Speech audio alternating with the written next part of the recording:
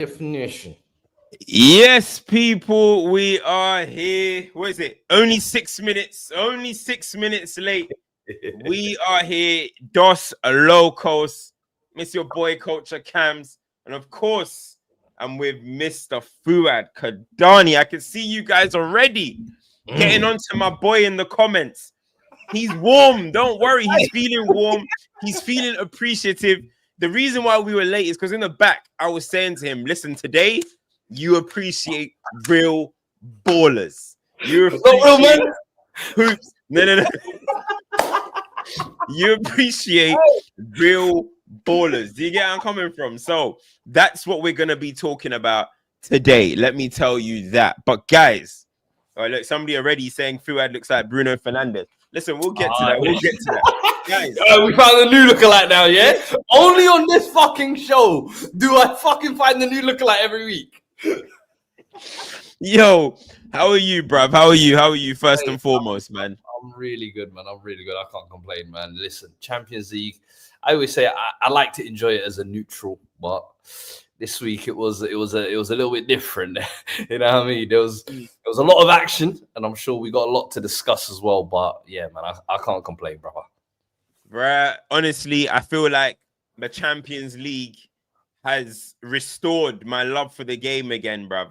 I feel like it's got me enjoying football once finally, because honestly, you know how I feel, Fuad. You're the one that be bringing up 1970 newspaper articles saying the game has always been this way. Hey. Oh, what did I say? I've always said, yo, the young G's are gonna revive the game, bro.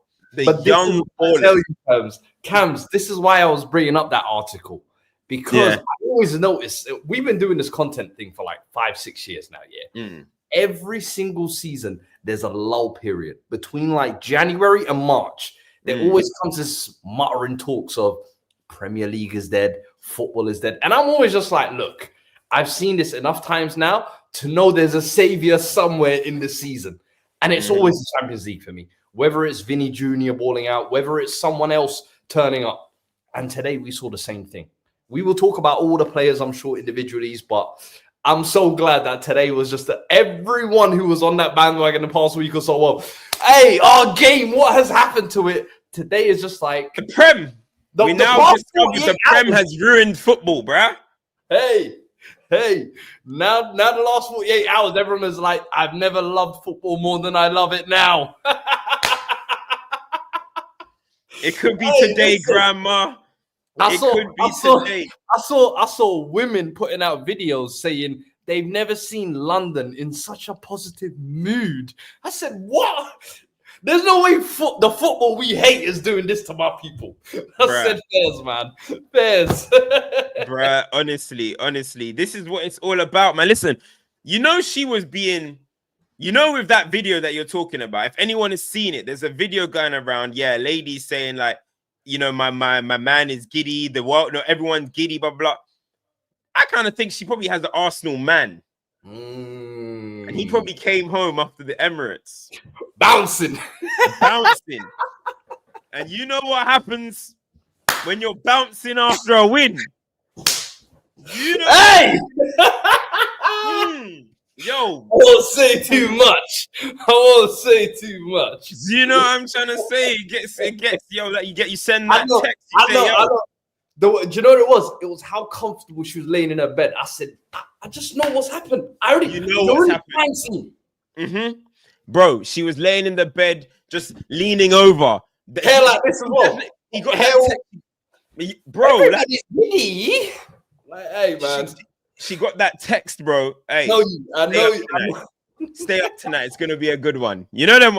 Stay up tonight, bro. Hey, send the kids to bed.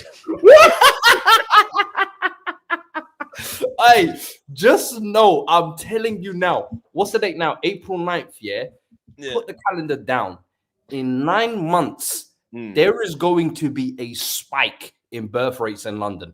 Ooh. You have been now. I'm telling you now, write down the date 9 months from now and check the statistics. I guarantee you there's a spike in birth rates. Not only that, in 9 months, we're going to get a newspaper article that says there's a sudden rise in baby names called Declan. Like, yo, there's 2.5 times more Declans in the last 9 months than there was in the last 6 years, bro. Oh my god, brother, it's crazy what it takes to make a name popular, brother. Football. Bro. Listen, remember that tweet? A girl said that there was a boy in her school called Arshavin, a black boy.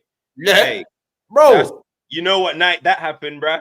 You know what night that started taking place, bro? So, hey, listen, guys. Where should we begin, though? Where should we begin? I don't know where. Do you know what, right?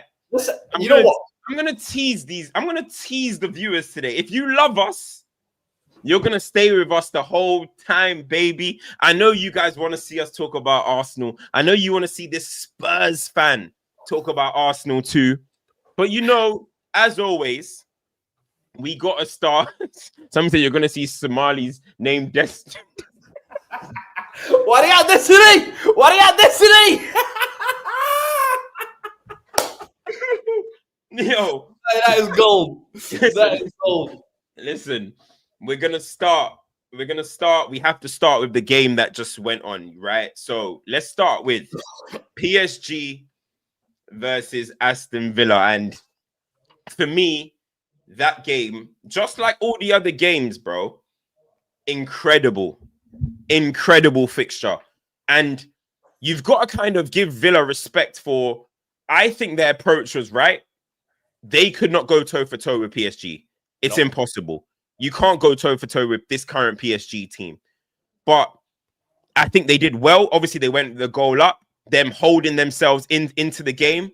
But eventually, bro, Fuad, eventually, the football quality of PSG is going to shine. Yeah. And we see with what they are doing. And it's, bro, I know we're going to come up here and talk about the front three. But then it's also Hakimi. Never stops running. Then it's also Mendes with his beautiful goal. And the way he's grown this season, in my opinion, is incredible. The midfield. Bro, where do we start with this PSG team? I'm going to let you take the floor with where to start. Because honestly, it's breathtaking. I'll be real. I want to start with Luis Enrique. You might have to speak a bit louder. I want to start with Luis Enrique, bro. I want to start with the man who is running the ship, bro, because I feel like when he left that kind of Spain job, he was linked with a lot of top clubs and people were kind of iffy on him and weren't sure. And I think even this PSG team, you look at their project over the past couple of years, people have kind of sold their stocks. But when he came in, you felt like there was going to be a shift somewhere. And you saw that in the way he kind of dealt with the Mbappe situation last year. He really wanted to take the ship in a new direction. Gets rid of the biggest player, highest goal scorer in club's history in the summer, takes transfers in a new direction. And he's going young. He's buying hungry players. He's buying players with ability, raw ability as well, that he can coach and manage. And the way this PSG team has just shifted from the first half of the season, looking a little bit shaky, looking like they can be got at when they played some of the other big teams, whether it was Arsenal in the group stages, whether it was Bayern Munich, Barca, whoever they look like they can be got at, but they've still got a little bit of something that they can maybe cling on to. Yeah. As the knockout stage clicked, I don't know what happened, but the penny seemed to drop. And you have to give the manager credit for that. He is the guy who puts this together. He's the guy who puts his players in these positions. And I think a prime example of that is the way he's used Doué. Doué was an impact player start of the season, just coming in. And credit to Doué, coming in as the young player that he is. He knows he's coming into a big team that's already got built up stars. Yeah. I'm just impressed in the 15 minutes. The little 10, 20 minutes that you give me, I'm going to show you what I can do. Today, when you trust me with your first start, watch what I do. The way that's real coaching in terms of developing youngsters, and the way he sets this team up to. Did this guy just ghost? Did this guy freeze people? Think he's frozen. I'm going to finish off what he's saying. I think he's saying that the way Doué, look at this guy, bro. Where's he looking, bro? Mallory twin looking ass. Flipping Black Bruno looking ass. Somali Bruno. What? Abdiola. Have you not seen the Abdiola? The fake Pep Guardiola? My goodness, bro. Look at him. Anyway, back to what he was saying, bro. Let me talk about Due, bro. Listen, you guys were talking about Neymar. We're talking about Neymar regens. We're talking about what it takes to be that kind of next star. You're looking at the way Due played in this game, because I actually thought Barcola was going to start. So I was maybe I was surprised to see him Due start because of how good Barcola's been in that front. Nah, Fuad, you ain't coming back in, bro. Hey, kick rocks, bro. Kick rocks. Hey, I don't know what the fuck happened to my signal there. My computer Studios hype, man. Hey. Hey, that man said enough of this FCM shit. Lock it off, bro. No. But I was just saying there, just the way he was kind of coaching Due, and then for him to step up in a game like this, bro, like that for me is a special talent. And I remember being on a James Alcott podcast, I think like 2 years ago, when he was just breaking through the Ren Academy, saying to James, this guy is going to be special. And if Spurs are smart, they get to him now before the big sharks come swimming. Thank God you ain't. Yeah. I'm glad he didn't come. I'm glad. Because brother, that player out there, and Odebear, isn't it? Yeah. But as you said there, bro, the thing about this team is we could talk about the front line all day, bro. But you could talk about Vitinha and João Neves the same way. You could talk about the fullbacks the same way. Like it's all over the park. This team is stacked. And coming off the bench, we ain't even spoken about Barcola as well. Like they've got options, and the way they've built this team in the right vision now. Hey man, round by round, this team is convincing me more they can actually go on and win this trophy, bro. Bro, when you think about it, bro, it's incredible the actual talent that they have in that front three. That is ridiculous, bro. Sorry, in the front four. Due, Barcola, Kvara, and Dembele. That is absolutely crazy. And the fluidity, bro. It's the way they play. Like they all just go out there and say, guys, we're just entertaining today. We're going to do whatever it takes to get a goal. We will find a goal eventually. That's the way they play. There's no like, Dembele's popping up on the right. He's popping up on the left. Due's popping up wherever he wants. Kvara's popping up wherever they want. They literally just rely on their technical quality and just trust each other in all phases of that attack. It's actually one of the best watches, bro. Honestly, like I've seen, you've seen MSN and all that type of stuff. They had that kind of, but even MSN, right? Obviously, they were 3 generational players, but it's like they were even a little bit more like Neymar, you're on the left. Suarez, you're up front. Messi, you're on the right, and you're going to be doing your thing. And that's how it was. But this one, bro, they're just everywhere. They're just causing havoc everywhere. And that is hell for a defender. Because 1 second, Desiree Doué is popping up on the left, taking on Matty Cash. Then it's Kvara taking on Matty Cash. I feel sorry for Matty Cash, bro. Oh, like, on the yellow card as well. On the yellow card, chasing these men. Long day.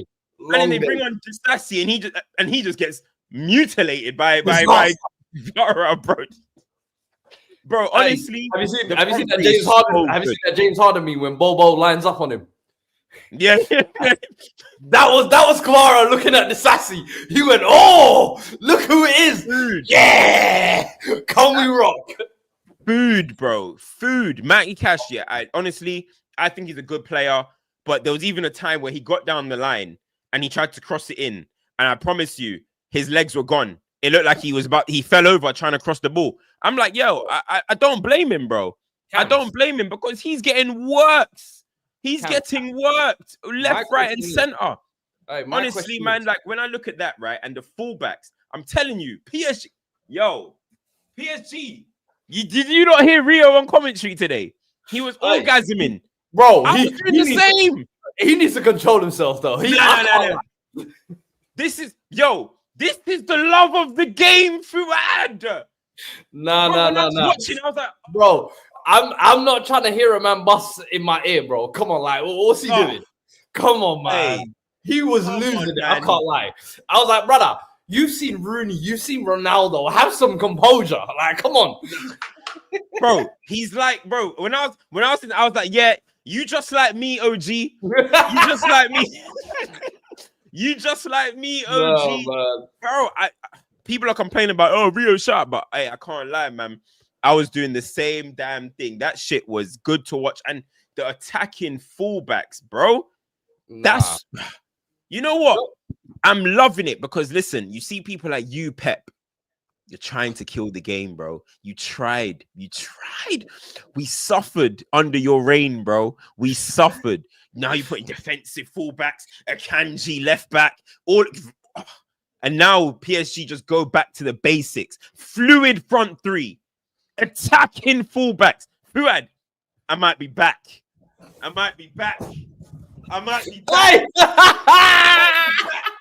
The economy is rising.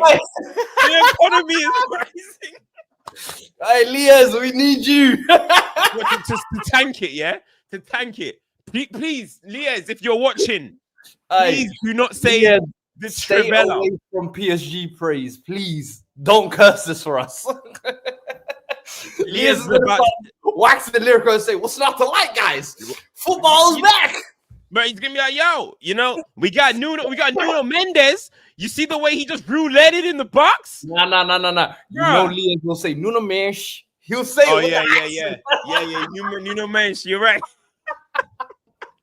Hey, but honestly, this team is playing, as you say, that football that everybody wants to see, and everybody feels like we've been stuck in such a robotic style of football over the past couple of years with managers becoming the main ethos, becoming the identity and the culture, that players don't get given that kind of freedom anymore. And it's one thing when you see one player given that freedom, but to see three players all in the attacking line, all having this, and they're all on the same frequency as well. You'll see Kvara pick it up sometimes in the middle. You'll see them swapping flanks, and bro, it's chaos for a defender, as you said. And brother, I don't know how you stop it. That's the problem. I don't know any team out there at the moment that has a game plan or defensively is solid enough to say, you know what, no matter what these men can bring, we can do it. Because they can come from deep, as you said, with the fullbacks. They can come through the middle with Vitinha and João Neves, or they can just cook you with a 1v1 thing with any of the front three. So it's, how do you want it? How do you want us to cook you?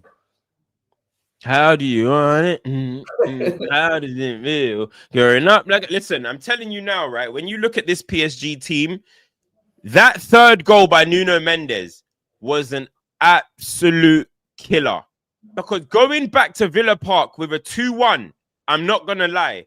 I know Villa Park, listen, this is historic nights for them at the moment. They ain't seen Champions League in how long? They would have been up for it, bro. They would have been really, really up for it. And you get these weird nights sometimes, right? Away at these English grounds, they're all pumped up and madness happens. But that third goal is a killer, because how are you going to stop Are you going to stop PSG from scoring? I fancy PSG to probably get 1 or 2 at Villa Park. Do you know what I mean? So you're going to, for it to be 3-1, that last goal by Mendes, which by the way was a brilliant goal. The composure in the box to skank the keeper, go and shoot like that, absolutely brilliant. But when I'm looking at that third goal, I think that's killer, man. I think that's put such a dent in the hopes of what Villa are going to do. And listen, somebody in the comments said, that Emery started poorly. I mean, he thinks he set them up wrong. I think he set them up in the right. I don't see what he could have done. Yeah, that's my thing. You're going to get cooked. If he doesn't do that and he tries to go toe-to-toe with them, I'm telling you, those 3 goals come in the first half. So for me, it was a case of almost like he had to do that, had to take advantage of the mistakes PSG make and kind of game plan to play on the counter-attack. And I think that was the whole idea behind even like dropping a Watkins and starting a Rashford on the final line. So, hey, when we break on the counter-attack, you just hit the bricks and just start running. So it didn't work out. Do you know what I mean? At the end of the day, PSG are similar like Barca, where for them, attack is the best form of defense. Yeah. They ain't trying to shut out games and they ain't worrying about clean sheets. They're just like, how many goals can we score? You can score 3, we're going to try to score 4. You score 5, we're going to score 7. It don't matter. Yeah. Nah, that's just the way it is. And the thing is, Villa, you look at Morgan Rogers, I thought he had a good game. I thought it was tough. It was tough. I even thought Rashford was holding up the ball well, running down the wings a few times. but I just think PSG were just too good for them. And we seen PSG, by the way, there's no shame in this for Villa. They probably, they didn't put the ball in the back of the net, but they probably cooked Liverpool more. What they were doing to Liverpool. So realistically, it's not a bad thing for what's happened to it. Well, what ended up happening in the end of the game for Villa. The scoreline is tough. They put some chances away. But in the end, bro, I just think this is what PSG have been doing. And we have to talk about that in-moment change, bro. I remember PSG going against Arsenal. And I was like, this is just going to be typical PSG. No Mbappe now, blah, blah, blah. They ain't going to hit. Arsenal overran them, looked better than them, physically dominated them. And then something has just switched. I don't know if it was is it the Man City game? Well, Kvara obviously coming in is massive. But that Man City game, I think it is. Yeah. I think that Man City game was almost like a swinging of the pendulum for both sides, I feel like. With City going in the other direction. And PSG, I felt like it was almost a game that gave them a stamp of approval of everything they've been doing attacking-wise. They can execute it. And then I think the Liverpool first leg was almost like we can really win this shit. Like, I think that was the performance where they were like, if we can get through these and dominate Liverpool like that, catch them off guard. But I do think that City game was the first kind of realization moment or the penny dropping for them, connecting the dots, whatever you want to call it, that I still give massive credit to Luis Enrique for me. The way he's set this team up and the way he's built this team in like a new vision. I think for so long, PSG were almost kind of looked at as like the laughing stock, the rich kid that can't buy sauce. You know what I mean? You can't buy drip. You have style. You're born with it. And he's showing, brother. Let me teach you a little something. You know what I mean? Yeah. So, and look, I think, as I said, the fullback. I think another person that's rising, I'm happy about is Hakimi, because I think there was a point. I'm not gonna lie, I was so high on Hakimi, and then they got to a point where I was like, "You're actually starting to get overrated. You're just getting put into the best player in the world chat for no reason."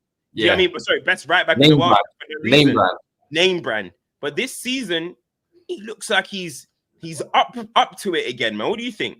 No, I fully agree. I think especially kind of going forward, I think he just adds so much, and defensively he's improved a lot as well, in my opinion. I think before he kind of used to be got at a little bit easier, but it's good to see him back at these levels, in my opinion, because he was one of those players that you always felt like the next crop of good fullbacks, if you like, and especially that attacking fullback period when you were talking about the Reece Jameses, the Trents, the Cancelo.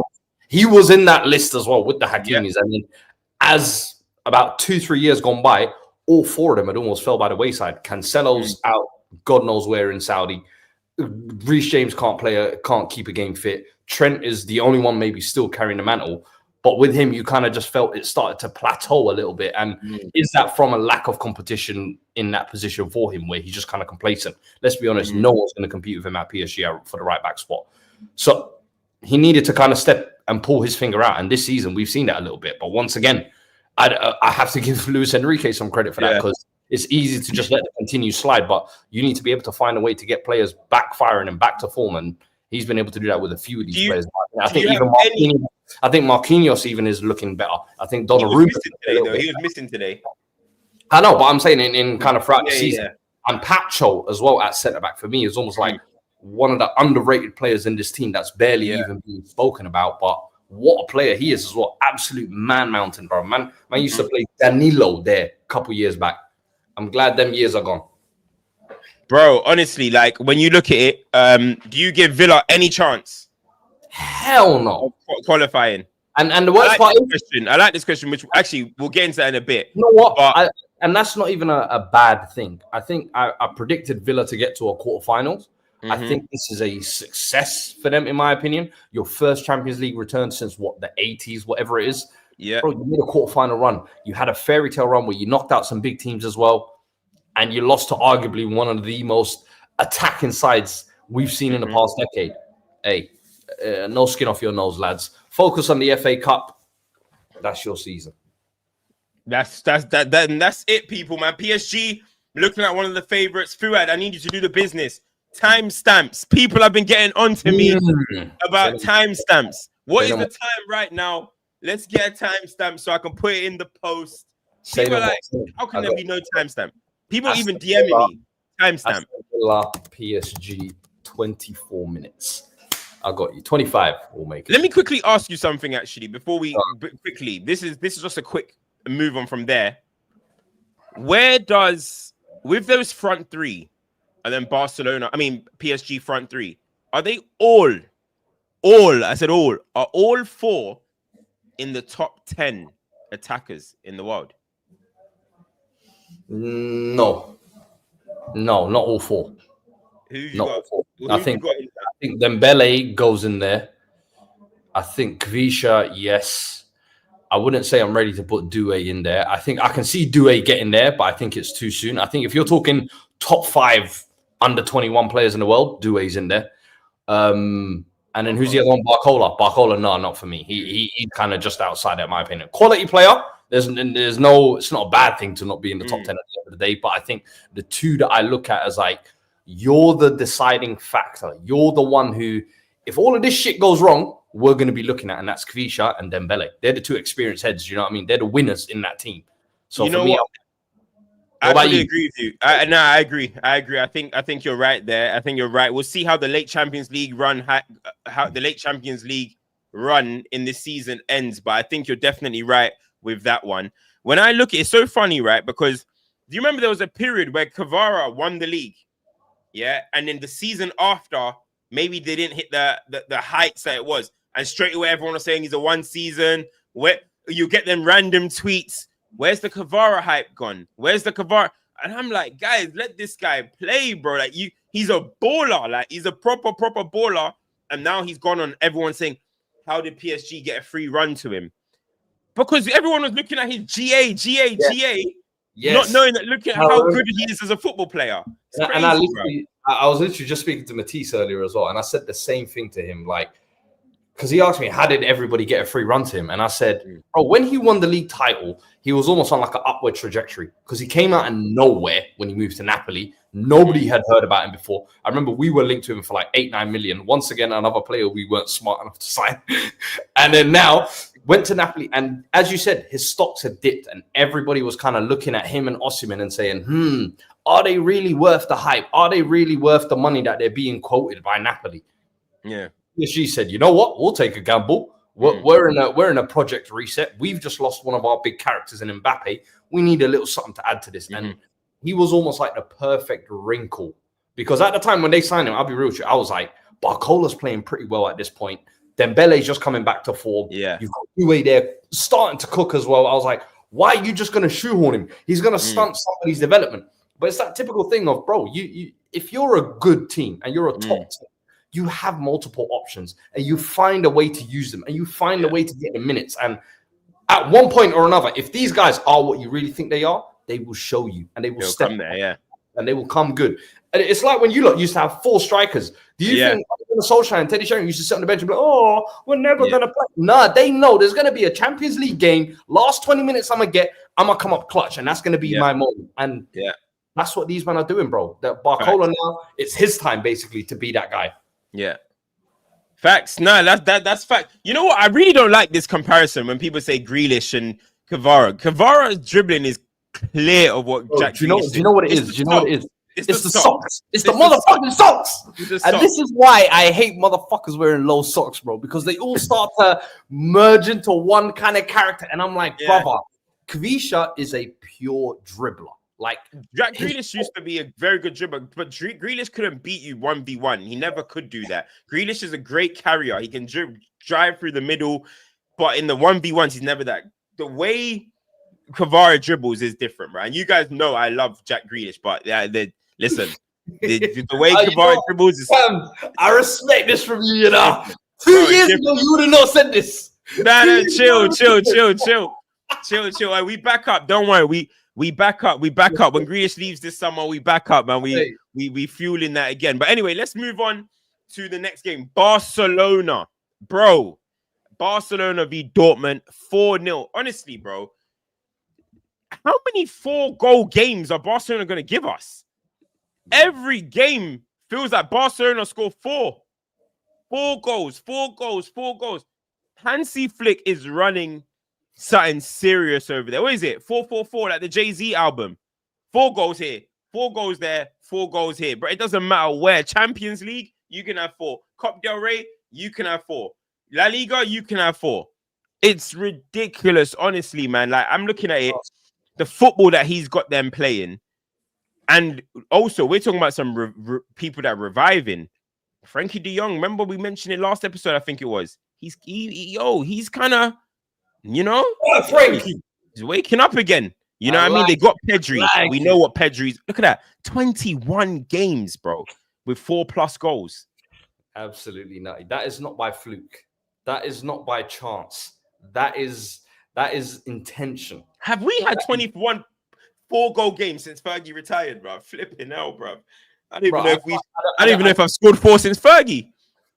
I don't think any English team has done that. I don't think scored 4 goals that frequently, if I'm not mistaken. In one season, I doubt it. I mean, only team that I can imagine doing that is Pep's Man City, 100-point season, maybe. Treble season, they did it 21 games. They did 4 goals. Fair. 4 goals plus.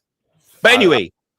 That is a madness anyway. And this was one of those games as well, to be fair. It was when the draw came out, I said, brother, this shouldn't be a contest at all. This should be a how many can we put up? Really? Yeah. And that's essentially what it was. Similar like we saw with the PSG side. I felt like the front three in this game really turned up. And Rafinha, I want to start on him first because that first goal, brother, that first goal was some of the nastiest work I've seen. You know when you start to see a cat's character start to change? Yeah, because he wants a bit of jewelry all of a sudden. And now I'm like, who is this? What happened to wholesome brother? Real one. Now you're stealing Kabasi's Champions League goal. Young boy Kabasi. Hey, man, let the young boys eat. I said that was a nasty stat pad, but it is what it is. Now it's another one getting closer to Messi's record. I wrote that down, bro. I wrote that down in my book of ratings. I wrote that down. I wrote that down in my book of ratings. I said, say no more. I'm gonna watch you now. I'm gonna watch you closely. But then you're on my radar. The little flick on for Lewandowski's finish as well, setting up Lamine Yamal's fourth. I was like, you're here, you're involved. And this is what he's been doing all season. I'll let you speak about Lamine Yamal because Lewandowski is one I want to touch on with the 2 goals. And this guy is 36 now, bro, showing no signs of slowing down. I think he's like 1 goal away from 100 goals at Barcelona already, by the way. He's only been there like 2.5 seasons. The guy does not stop. One of the all-time Champions League goal scorers. I keep thinking like, an all-timer, bro. He could be going till he's 40. I don't see him stopping or slowing down, bro. And listen, I know you've always spoken about how you gave him the magic touch when you gave him that interview or whatever. Brother, I don't know what's keeping this man fueled, but I respect greatness when it's like this. Like a lot of the times when man get to those later years, whether it's 33, 34, 35, Father Time catches up to everyone. We're seeing KDB now. We're seeing a lot of guys who we've seen over the years look incredible. Within 1 season, it's gone. 36, brother. Still active. That finished for the second one as well. I was like, hey, man, respect. Or the first one where he just, whack, ball gets crossed in, meets it. I was just like, vintage. Guys, for the W's in the chat, for the interview that revived Noah's career. They wanted him. Revive! Wait, what? I revived his career. You're a sick individual. I revived his career. Hey. Listen. W for CultureCams, people. Come on, let's for the W's. Let's for the W's. Because man. Cheekily, I said, hey, can you give me 40? You know, can you? And he said, I will. And there we go, bro. There we go. Wait. Hold on. How about you interview some United players? When I interviewed Dallo, he became our player of the year. and now they're calling out for him to get sold in the summer. United, shout me, bro. Look, shout me. They don't want me in the building, bro. They don't want me in the building. We need the Cams campaign for United people. Get in United's comment section. Look what happened to Ruud van Nistelrooy after he aired me. Bro.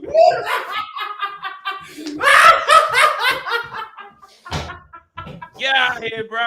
That boy getting sweet. Hey, bro. That boy is getting sweet. Not my goat, Rude, man. The Cam's eye. The Cam's eye is serious, bro. The Cam's eye is serious. I'm telling you this now. Hey, people, I hope you're noticing the Cam's eye with Rude's shirt in the back. What do you think I'm doing at night? Common rituals, bro. Yeah, bro. What do you think I'm doing at night? I'm putting concoctions on him, bro. That's what I'm doing. Lamgardian, Leviosa.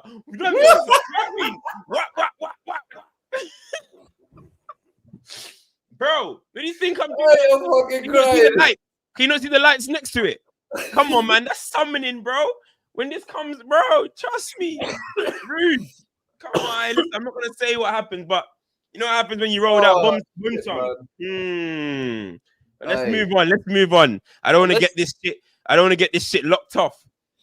Let's talk about. What I was saying. Back to what I was saying, right? Yeah, you know, you were talking about Loa. Obviously, Loa, listen, what he's doing is incredible. 105 Champions League goals, bro. 105 Champions League goals, which is just mental. If it wasn't for Ronaldo and Messi, we'll be saying, like, what on earth have we seen? I remember growing up, too bad, and it was 71 goals. Raul. That Raul was the holder. And it was like, you know what I mean? Because I remember Ruud, he got to 50. Henri got to 50. I think Ruud got to 55. I think Henri got to 50. Yeah. Who else was there? Shevchenko's and these guys. But 71 seemed too far away. And then obviously Messi and Ronaldo come. But the fact that Loa has pushed that to 105, when we see Messi and Ronaldo as this like aliens, to do that is honestly crazy, bro. Over a decade of excellence, bro. Like in terms of consistency, yeah. Bro, this guy hasn't had an off season since he was in Poland, bro. It's actually mad, the level of consistency. But talk to me about Lamine, Yamal, Lamal, whatever you want to call him. Baby goat, the best player in the world, best right winger in the world, the golden one, African's greatest, the best player of all time. I don't know. What do you want to call him? What should we call him? Bro, Mr. Gravity, Mr. Gravitas. This guy, I'm here to say it, right? I don't care what nobody says. This guy, Fuad, Lamine Yamal is the best player in the world, bro. Lamine Yamal, for me, is the best player in the world. When you watch this guy week in, week out, it's mesmerizing, bro. It's mesmerizing. He's playing for one of the biggest, a top 4, top 5, top 3 club in world football, in club stature. And he is 17 years old and he has the mantle. They give him the ball and they say, make it work. They give him the ball and say, you create for us. This is your team. This guy is the best player in the world. Rafinha is the favorite for Ballon d'Or. That should be Yamal's. That should be Yamal's. Now, I'm giving Rafinha credit for what he's done, but there's no way that Rafinha is better than Lamine Yamal.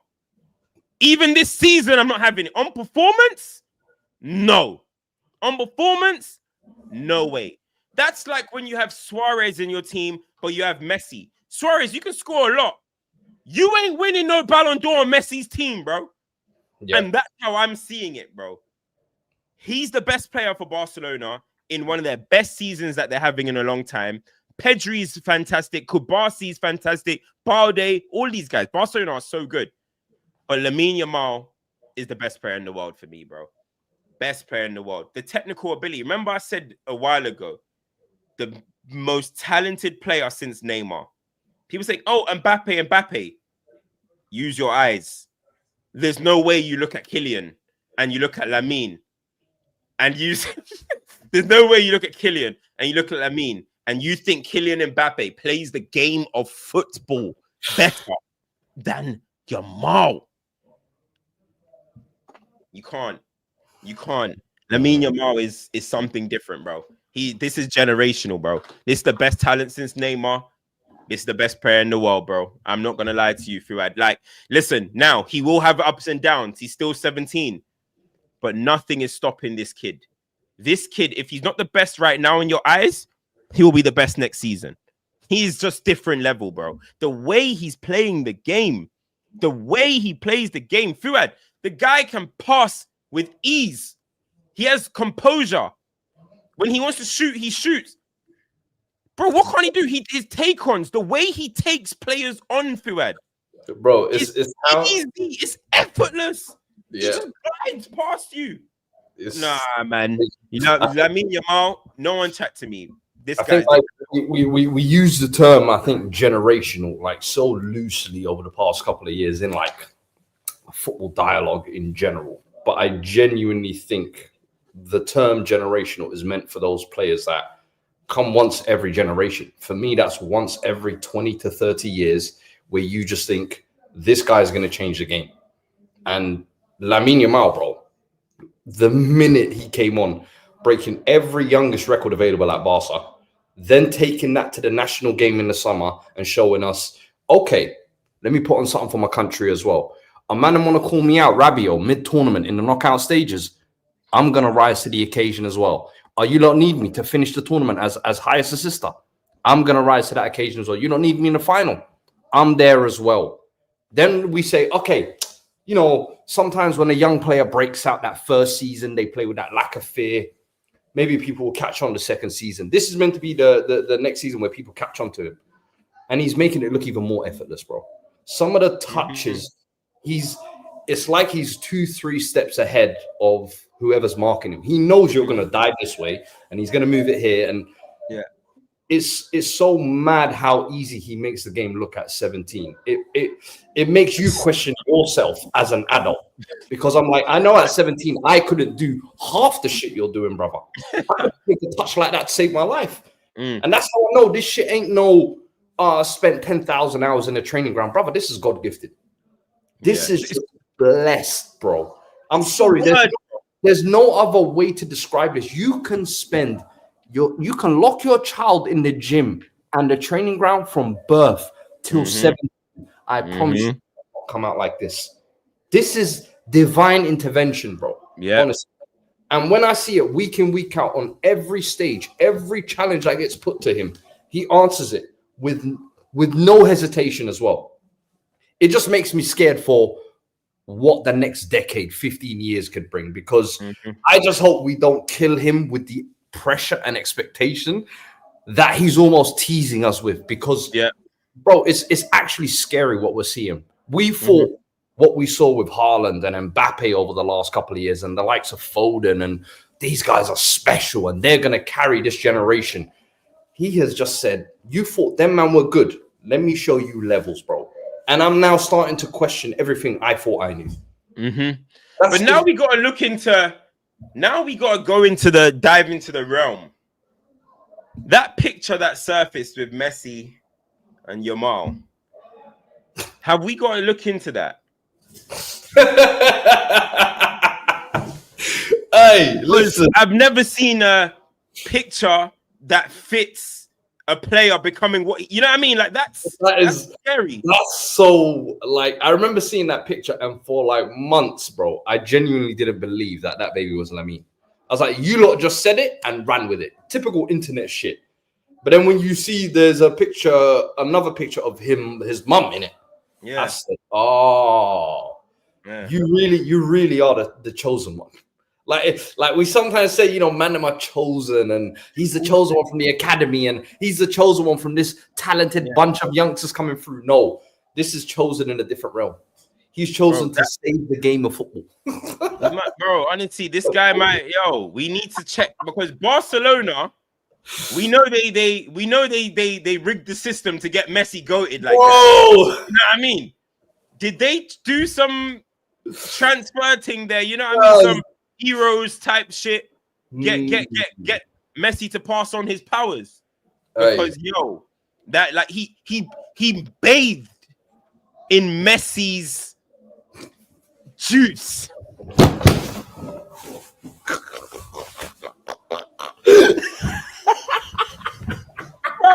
Hey yo, what?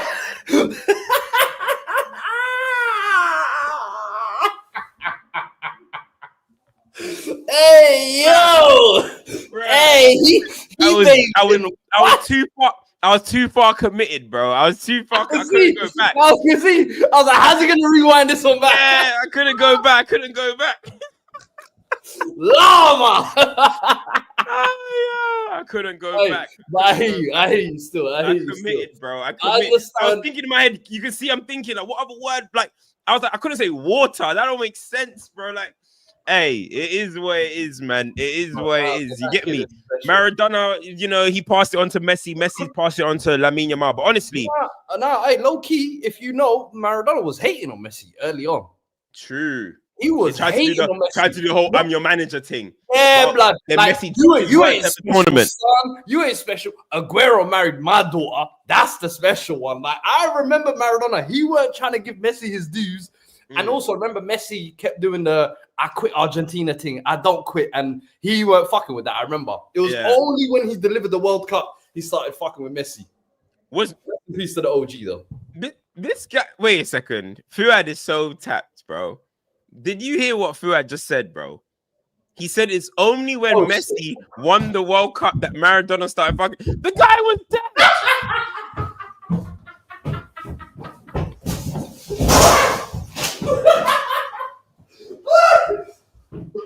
Oh my God. R.I.P. Maradona, but the guy was dead, bro. Man said that's when he only started fucking with Messi, bro. Hey.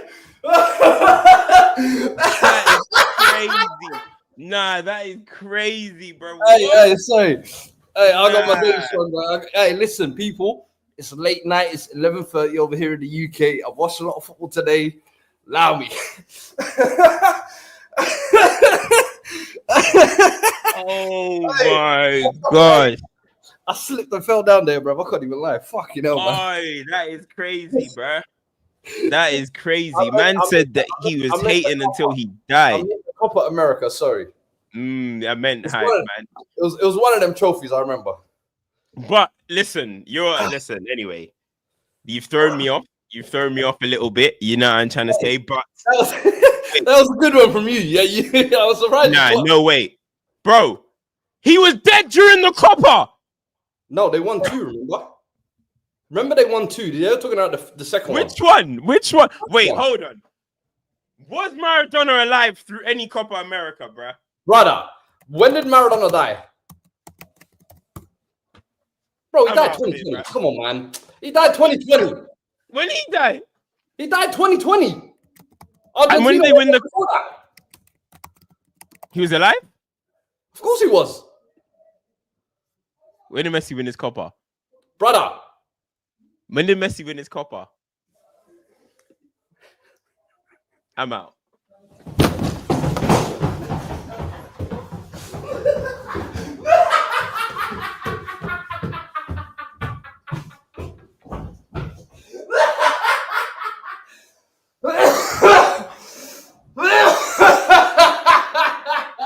Yo, hey, I'm waving the white flag. Yo, I'm waving the white flag. Hey, I'm waving the white flag. Listen, I don't know, man. I don't know for this guy, bruh. I don't know for this guy, bruh. Hey, man. I'm waving for. Let's move on. Hey. Barcelona has clearly got you talking wild, bruh. Let's move on, please.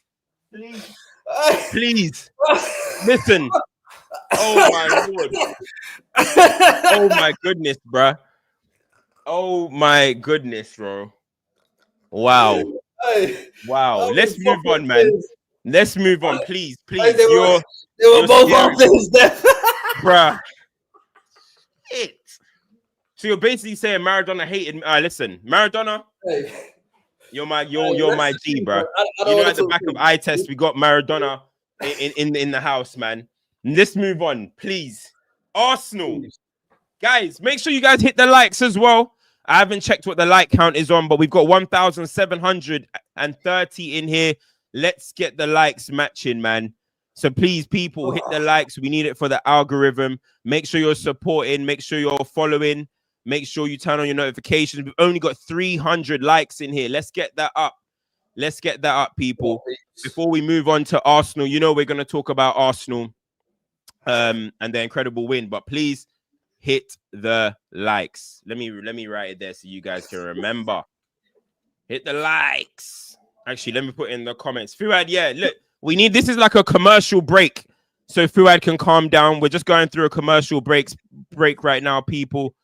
Because god damn, this guy is crazy, bro. Let me put people be doing this little thing on YouTube these days. Have you liked the video? Have you liked the video? Hey man, listen, in life, yeah, if you don't say things with confidence, a lot of the times, so you fuck up. You know what I mean?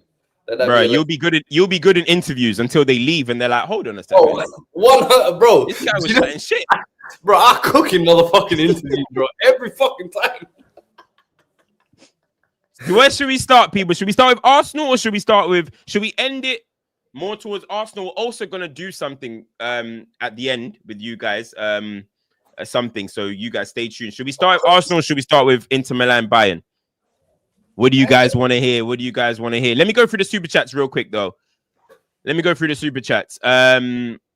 Somebody said, Trent Alexander-Arnold said, PSG remind me of myself in 2020. House infected with bed bugs, leaving the place inhabitable. Year later, I defeated the embed bugs. It's glory days ever since. Hey, mate. Hey, I hope you ain't got like spots and shit on yourself, bro. I mean, man's flexing the bed bugs in the yard, yeah? Let's talk. Let's see. Who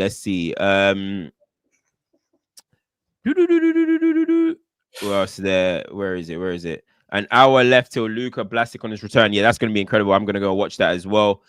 What are people saying? They want to talk about Arsenal, Inter first, then Arsenal, Inter. Ooh, where should we start, Fu? I was going to say, leave Inter till last, man. Who's till last? Leave Inter till last. Leave Inter till last. Yeah, man, let's get to the main course, bro. Main course. What main meals? All right, cool. So let's get to the main course. You know what I mean? Here. Los Locos. I said Vinny was from Guinea-Bissau. I would like to formally apologize to everyone there. That brother is definitely from What's that? Eswatini. Boy, you don't know where that is. I ain't gonna lie. It's looking. Where is that? Is that in Africa or in the Caribbean? Who the fuck knows, bro? It sounds like somewhere from Africa, bro. Let's check. Eswatini. I'm gonna go sub-Sahara Africa. Yeah, it's in Africa. It's next to Botswana and that, near South Africa. It's near South Africa. Not bad. We got to check everything you say now, man. I may not keep track of deaths, but geography, that's my bag. Let's see. All right, let's go into this super chat. You know, a lot of people have been talking about it, and you know, Fuad, on Dos Locos, we don't hide from no topics. So we're going to talk about it. Talk on Miles Lewis Skelly's thuggery and Neymar's regen's pensioner. Enough of the real men you squashed, elongated Doku. Who's he talking about? Vinny. He just wanted to say as many words as possible. Bruh.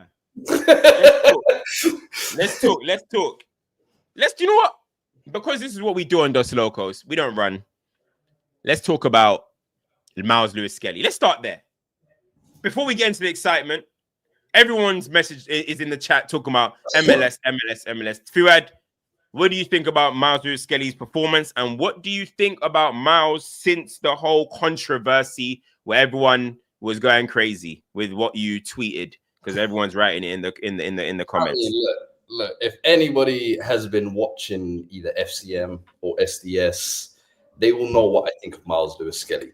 Over than a joke tweet that some people decided to let be a bee in their bonnet because a Tottenham fan tweeted a joke at them. They decided to take it personal or whatever way they wanted to. Anyway, that for me was a joke. It is what it is. If you're talking Lewis Skelly on the pitch, brother, I knew what this kid was about the moment he pulled up to my stadium versus Kulusevski, who was in the form of his life. And they asked him after the game, you were up against one of the players of the season out there in Kulusevski today. Were you nervous coming into this game? And he looked at the reporter and said, nah, not at all. I said, yeah, you see this brother right here after that performance I just saw out there for 90 minutes? He's got the right mentality. And I think every week after that, you just saw him kind of build on that. Now, of course, a couple of red cards within that, of course, that's where the joke comes in. Lighten up, learn to have a fucking laugh, yeah? and from there on, it's like the England call-up came. Scores on his debut, was it, within 20 minutes or what? Like, it couldn't be more almost like dreamlike. Then you come to the Champions League as well. You put in this types of performance. And, bro, the surprising thing for me is how they have stumbled upon Miles Lewis-Skelly, Ethan Nwaneri, and Bukayo Saka all within the space of about 5 years. A golden ticket that is to hit a lick of 3 talents like that straight from the academy belt where you have to pay nothing, bro.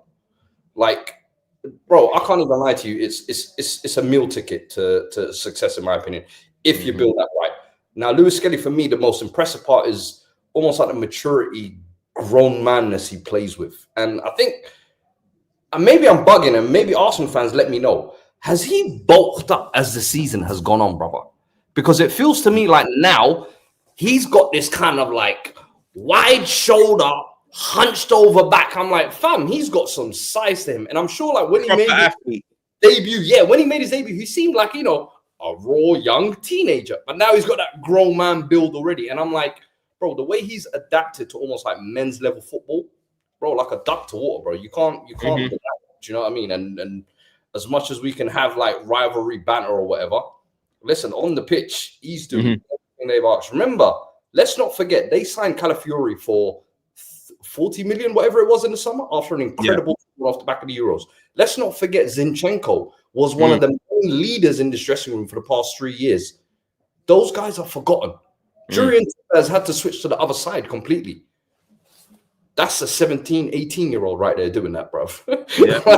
Like, nobody could have predicted this at the start of the season as well, had you known even about Lewis Skelly. I don't think anybody said he's going to come in, take the left back spot and make it his own. And every Arsenal fan looks at him and thinks, I can't wait till he evolves into that midfield role. In my opinion, Lewis Skelly, I'm seeing an opportunity here to cement the left back position both at club and at country.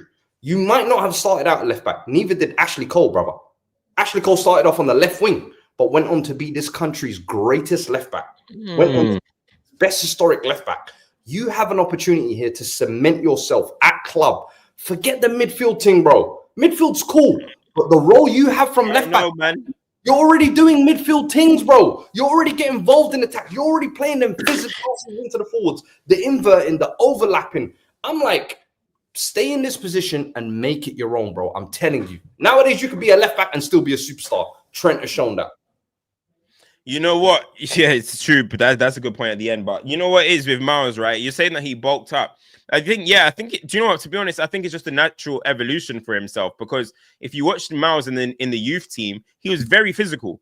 He was very, very physical. So amongst his peers, I'm sure he was. I've never seen him with his top off or anything like that, but he was well built. He was shrugging people off at youth level, and I always said he likes contact too much.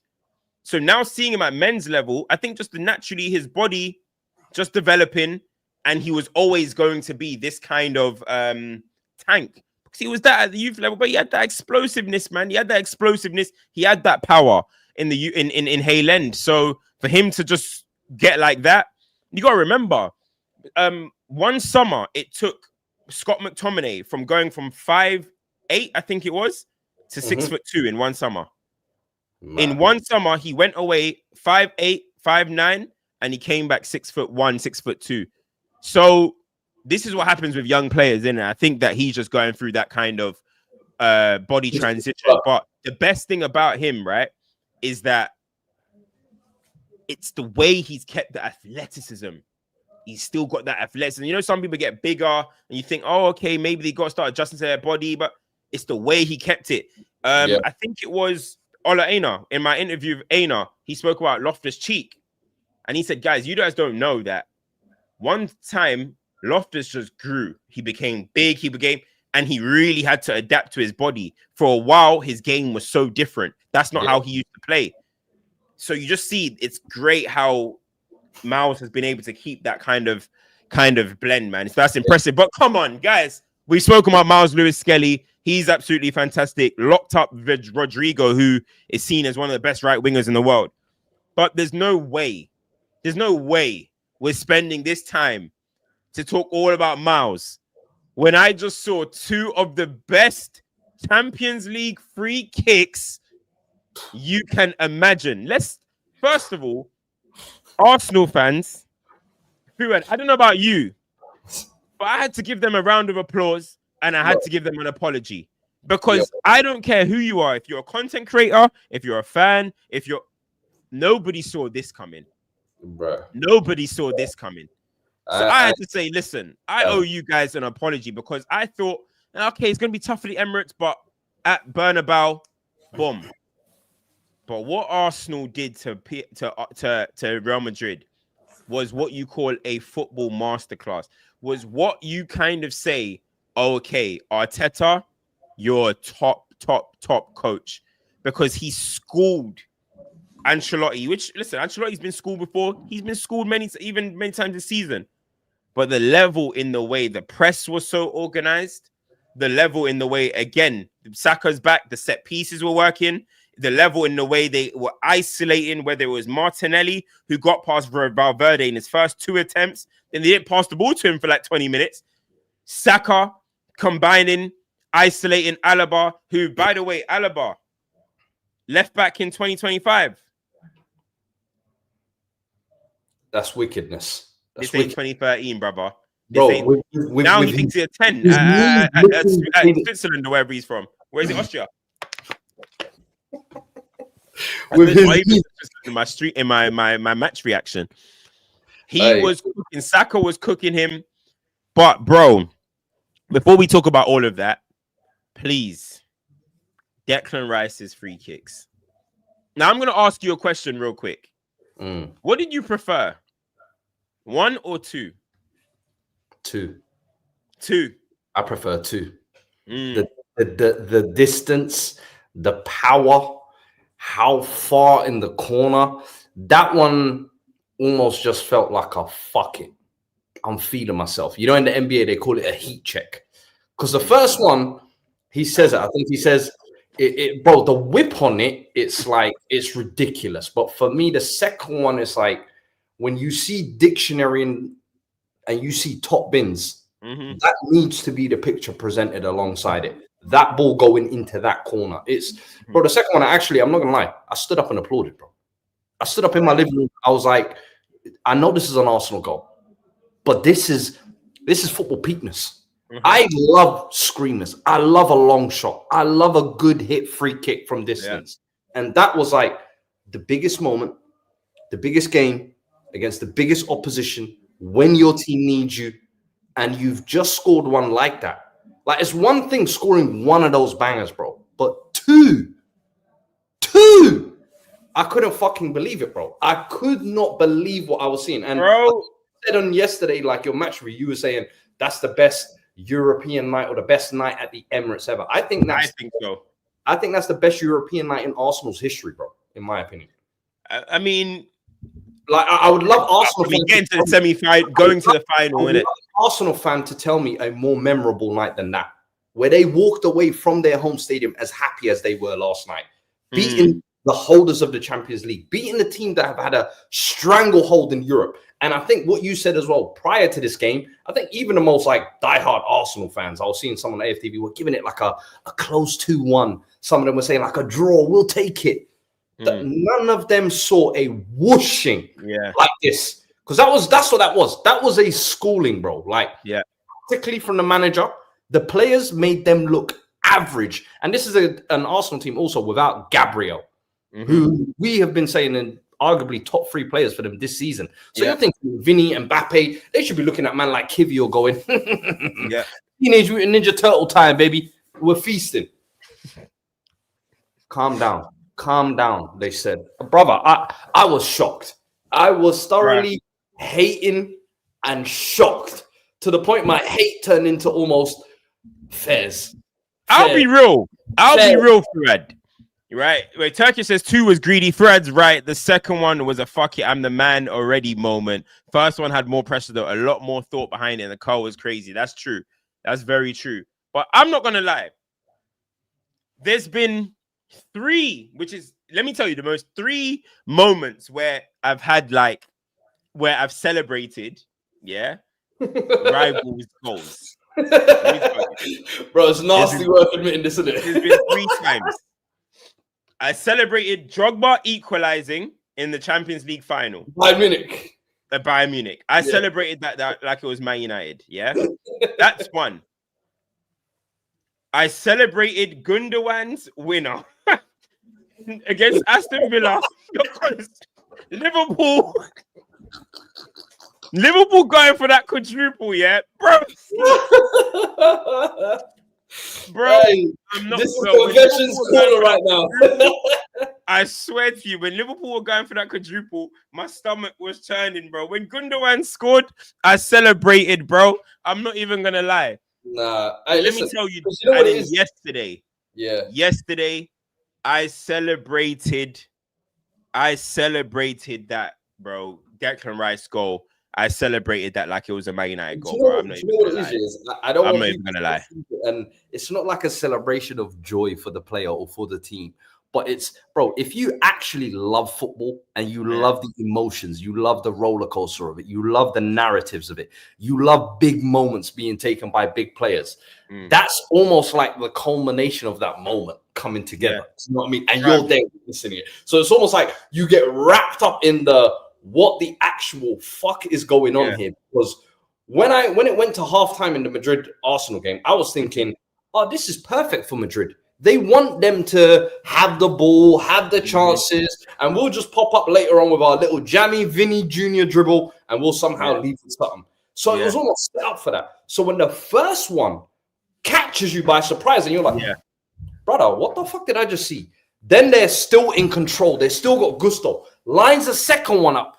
Copy, paste. Here you go. That's what I'm like. And you know what? You know when the second one happens, you know when when somebody does something and you're thinking, oh, don't do it again, man. You're about to ruin your steed. You know what I mean? Like you look like a G, but now you're about to ruin it. And he just, bro, it's the way he stanched that ball, bro. And even when he hit it, he started running. It's like as soon as it left his boot, he knew it was going in. Bro, he had Thibaut Courtois in goal. That's the other thing as well. Keeper. Bro, the best keeper of his generation. Yep. He had Thibaut Courtois. It's iconic, bro. He had to, Courtois is so unbeatable that Declan Rice had to put the ball in a place where it's literally unsavable for it to go in. That was unreal. Honestly, bro. Those 2 goals, bro, like, I can't, honestly, I've watched that back. I'm not going to lie. I think I've watched it back 25 times. Listen, bro. All I'm going to say is if you were an Arsenal fan yesterday and you managed to get to sleep before 3 a.m., you don't love this club enough. Because there's no way you can come down from that type of night within a couple of hours. There's no way. Bro, this is why we were saying at the start of the show, bro. 9 months' time. Watch the increase in birth rates.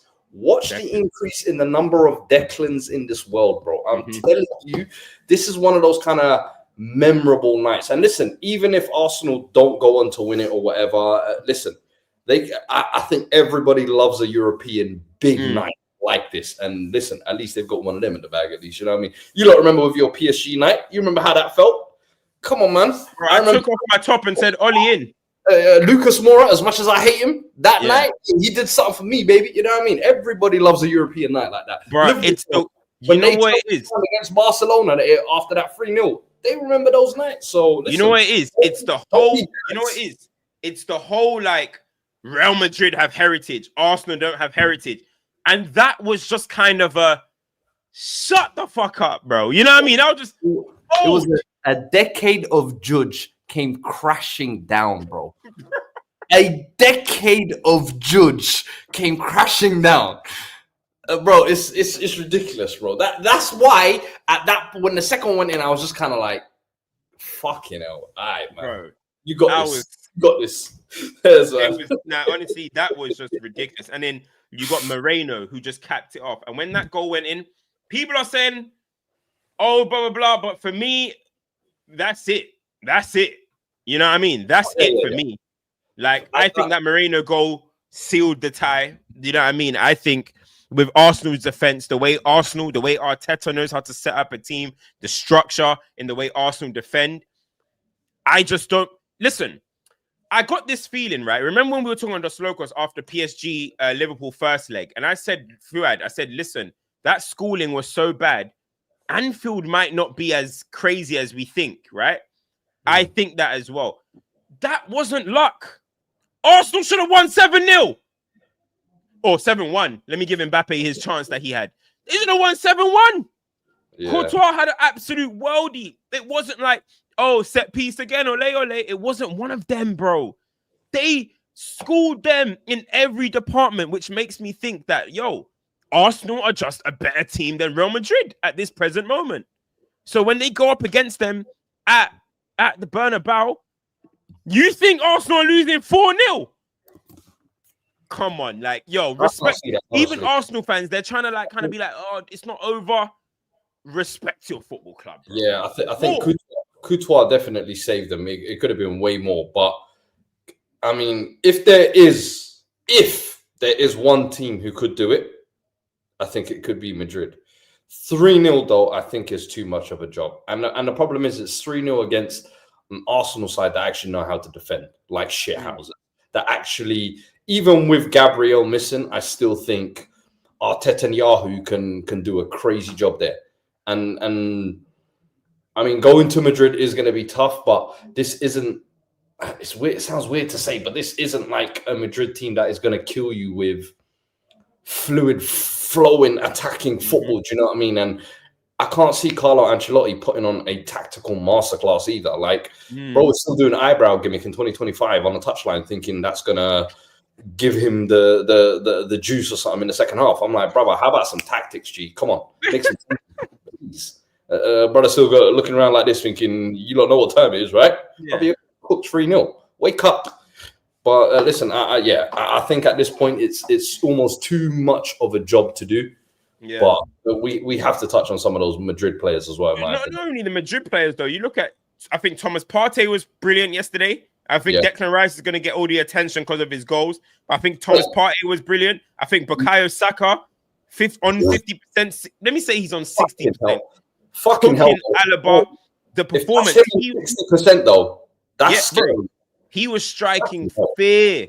He struck fear into Alaba. You could see it when he had the ball. He had that respect. He believed in what he was doing. He could go byline. You see that time where Alaba weren't there, and then Jude comes with his shirt tucked in, like, come on, me v you. And Bukayo said, let's dance, my boy. Let's dance. Let me just go get past you, man. With his tucked in shirt gimmick, like he's going to do something crazy. What are you doing back here, bro? Out here, bro, about you're tucking in and what he's doing is like he was doing, come on, let's go. 1v1, let's go. I'm like, Saka just looked at him like, bro, someone get this guy a 2v1, real talks, because the way he just took him line, put it across the box, somebody should have been in there. Somebody should have been in there. And this is why I said on my stream, on my reaction, if Arsenal go up and get a proper striker. But mind you, though, I can't lie. We need to talk a little bit about Mikel Merino as well, because the way he's revolutionized himself into the centre forward, and I know we saw a lot last year turn Havertz from a number 8 to a number 9, and this season we've seen him turn Merino from a number 8 to a number 9. He might have found a new shtick here, I can't lie. And Merino, bro, the finishes are actually quality finishes as well. That one yesterday, I'm seeing him right place, right time, headed finishes, good. Like in terms of, I would even say ball striking, he might be better than Gabriel Jesus, blood. I'm like, yo, you might have a future in this role, bro. But I don't know what happens when everybody's back fit, when they recruit Summers. But one thing I will say is a lot of times, I think me and you, we've said this as well, when managers go through injury struggles and injury issues, how do you react? How do you adjust? How do you tweak your system? And yeah, bro, that's the sign of an actual good manager, in my opinion. And I'll take a credit to him, bro. He said, I ain't got no centre forwards. Marino, what can you do for me? And in that Leicester game, he popped up with 2 goals, whatever it was. And they knew they had something. And since then, you thought, the magic is going to run out at some point. And brother, against the best team in the world, against Courtois, still manages to go and put one up. So, you see, they were showing Joba. Like, Joba, bro. Hey. You were the man in 2024, bro. But it's in 2025 now, man. And I like that Rice. I like that Rice exposed them as well, because Rice said, "Yo, he was telling man to whip it back post." Saka was the only one that told him shoot. Yeah, Saka has earned potential captaincy. I know everybody says, "Oh, when Odegaard gets stripped," because brother, the way he's playing, the fact that in an everybody eats situation as well, you were still doing up meaty. Don't worry, we'll ignore it. It was 3-0 Cams. Don't worry, ignore it. Second leg, they're through. Just not. It's one of those we note down. Just note down a little bit. But when that armband does eventually get stripped, I know everybody talks about Rice maybe taking it, Saliba taking it, brother. Give it to Saka. Stop playing. Nayland, boy, they gotta find a way. But you know, Arsenal have a history of their captains leaving. You know that. Van Persie, Thierry, Patrick Vieira, Fabregas. Hey, Odegaard looks like a good Bayern Munich player. That's all I'm saying. Huh? Odegaard looks like a good Bayern Munich player. Bayern Munich. What do you mean? You know, like when Musiala leaves, like they're gonna need someone to step in or something. I think Odegaard there. Boy, maybe Real Sociedad, the way he's going right now, bro. They were doing homecomings about Odegaard. I was like, they don't know you over in Madrid, bro. Hey, they don't know you. They were like, Odegaard's coming back home. They're like, yeah, they're saying good riddance. Who? They're saying good riddance, bro. They're saying who? Bro, they're like, you owe us rent. Yeah, come back and pay rent, bro. Do you know what I mean? You owe us some wages, bro. Did that fool run out on me? You know what I mean? I'm thinking, bro, about homecoming. What are you talking about? They don't know you over there, bro. But anyway, let's get to Real Madrid. By the way, shout out to Timber as well. I think he's actually been unreal for Arsenal this season. He is a proper player. You remember when Ben White first got injured? Do you remember me coming on FCM and saying, "Hey, good luck getting your shirt back, brother"? And I remember at the time they were like, "Nah, Fuad, too soon." Told it's long for him now. Still, I told y'all, niggas. It's long for him now. It's long for Ben White. It's long for Ben White. Yo, Ben White. I'm thinking Lewis Dunk is getting older, bro. Lewis Dunk is getting older. You might have to find your way back to Brighton, you know. Real talk. Dan Burn is getting older. Newcastle, mate, because hey, that's not a bad one, you know. Ben White to Newcastle would be good. I can't lie. That's the caliber they need as well. Yeah. Calvin Basti needs a partner. I don't know. You know what I mean? Maybe you go down there. I'm trying to find him a home at this rate. You know what I mean? Maybe Hyson's gonna go. Maybe Bournemouth. bro, when you've got Timber. Hyson. I don't know. But nah, listen. Let's talk about Real Madrid. Ooh. It's not looking good, bro. Where are we going to start? It is not. Where are we going to start on Real Madrid? Real Madrid. I mean, where do you want to start? I feel like we should start with those front two boys. In my opinion, I feel like we should start three. I think front three. The head of the snake, the front three. Because let's be honest, Rodrigo, we thank you for the Atletico performance, but this is where people throw those doubts in you about the consistency. This is where people sometimes talk about, we don't really care. He's overrated or whatever. It's because of games like this, you'll go quiet, bro. Vinicius Jr., I know you've had a cloud basically hanging over you since the Ballon d'Or. Yep. Brother, you are supposed to be Mr. Champions League. And in my head, it was meant to be Oh, don't worry about the past 3 months. Tonight is going to be the night Vinny reminds us. He's going to put on one of those samba performances, and we're going to be like, oh, everybody apologize to Vinny now. And instead, we saw that, bro. And I'm like, what? You wanted to talk about Ballon d'Ors, brother. It was just bad, bro. And then my man, Kiki's legacy. Air Maxes. You're flagrant for that, bro. You're flagrant for that. No, Listen, he needs to. Boots are cold, yeah. But if you're gonna rock boots like that, yeah, put on a fucking performance, brother. How are you letting Kivio shut you down like that? How are you letting Air Maxes? No. What you don't understand, Saliba is little bro to Kylian. Yeah, because Kylian runs things in the France national team. Saliba's the new boy that joined last tournament. I come, little bro. I'll take you under my wing. I'll help you get comfortable in the camp. You let little bro pocket you. And then you let his sideshow partner, Kivi. Nah, brother. Nah, bro. Free. Listen, you have blood on your hands. People were saying to me, "Oh, Cam, you were too harsh on Mbappe and stuff." Look, I keep saying I think Mbappe is brilliant. He's a brilliant player and stuff. I'm not going to talk about. Listen, you know my thoughts on the technical side of the game. I think he's a bit inconsistent with it. He's very inconsistent with it. He's the sharpest player I've ever seen in terms of how quickly he can move directions and stuff like that. I still have doubts over sometimes his technical ability, but moreover is that like this has been a recurrence. And I was saying it. I don't know if it was to you or I think I was saying it on the eye test with Lies. Like Mbappe winning Ballon d'Or, which people were talking about. Mbappe winning Ballon d'Or if Real Madrid won the Champions League this year genuinely would have annoyed me, bro. Because I feel like this is his worst ever season, bro. And that I have seen performance-wise. Last season wasn't maybe you could say last season, but this season, I'm just not enjoying it. And he could have, and people were pushing him in that Ballon d'Or conversation. I wouldn't have been having that, bro. And I think it's the same thing that I've been saying all season with what I'm watching. It's something still for me, as much as it felt maybe like that night against Man City felt like I'm a Real Madrid player kind of feeling. But it kind of, again, when I thought it was just going to kick on from there, and I've been watching Real Madrid in La Liga, and I'm just kind of like, as much as people want to, it's like we're babying and we've dropped our standards for what it is for a good Mbappe performance now.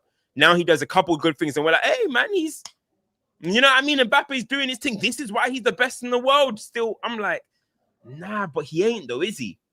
Yeah, but he ain't. Not the way he's playing this season. And I think we saw that yesterday. I think now it's going to get to the point where we're looking at Vinny. We always said that it's going to come to a point that, yo, maybe that left wing spot, you know, they're going to be battling for it or whatever. If Real Madrid are not succeeding and you have a Kylian Mbappe with the money that you're paying him and the reputation that he has, there is going to come a time that maybe he's going to say, hey, I want to play on the left-hand side. I'm not going to be taking all this stick when I'm not playing in my right position. Yeah. And Vinny's playing like that. I think that is something that could happen, man.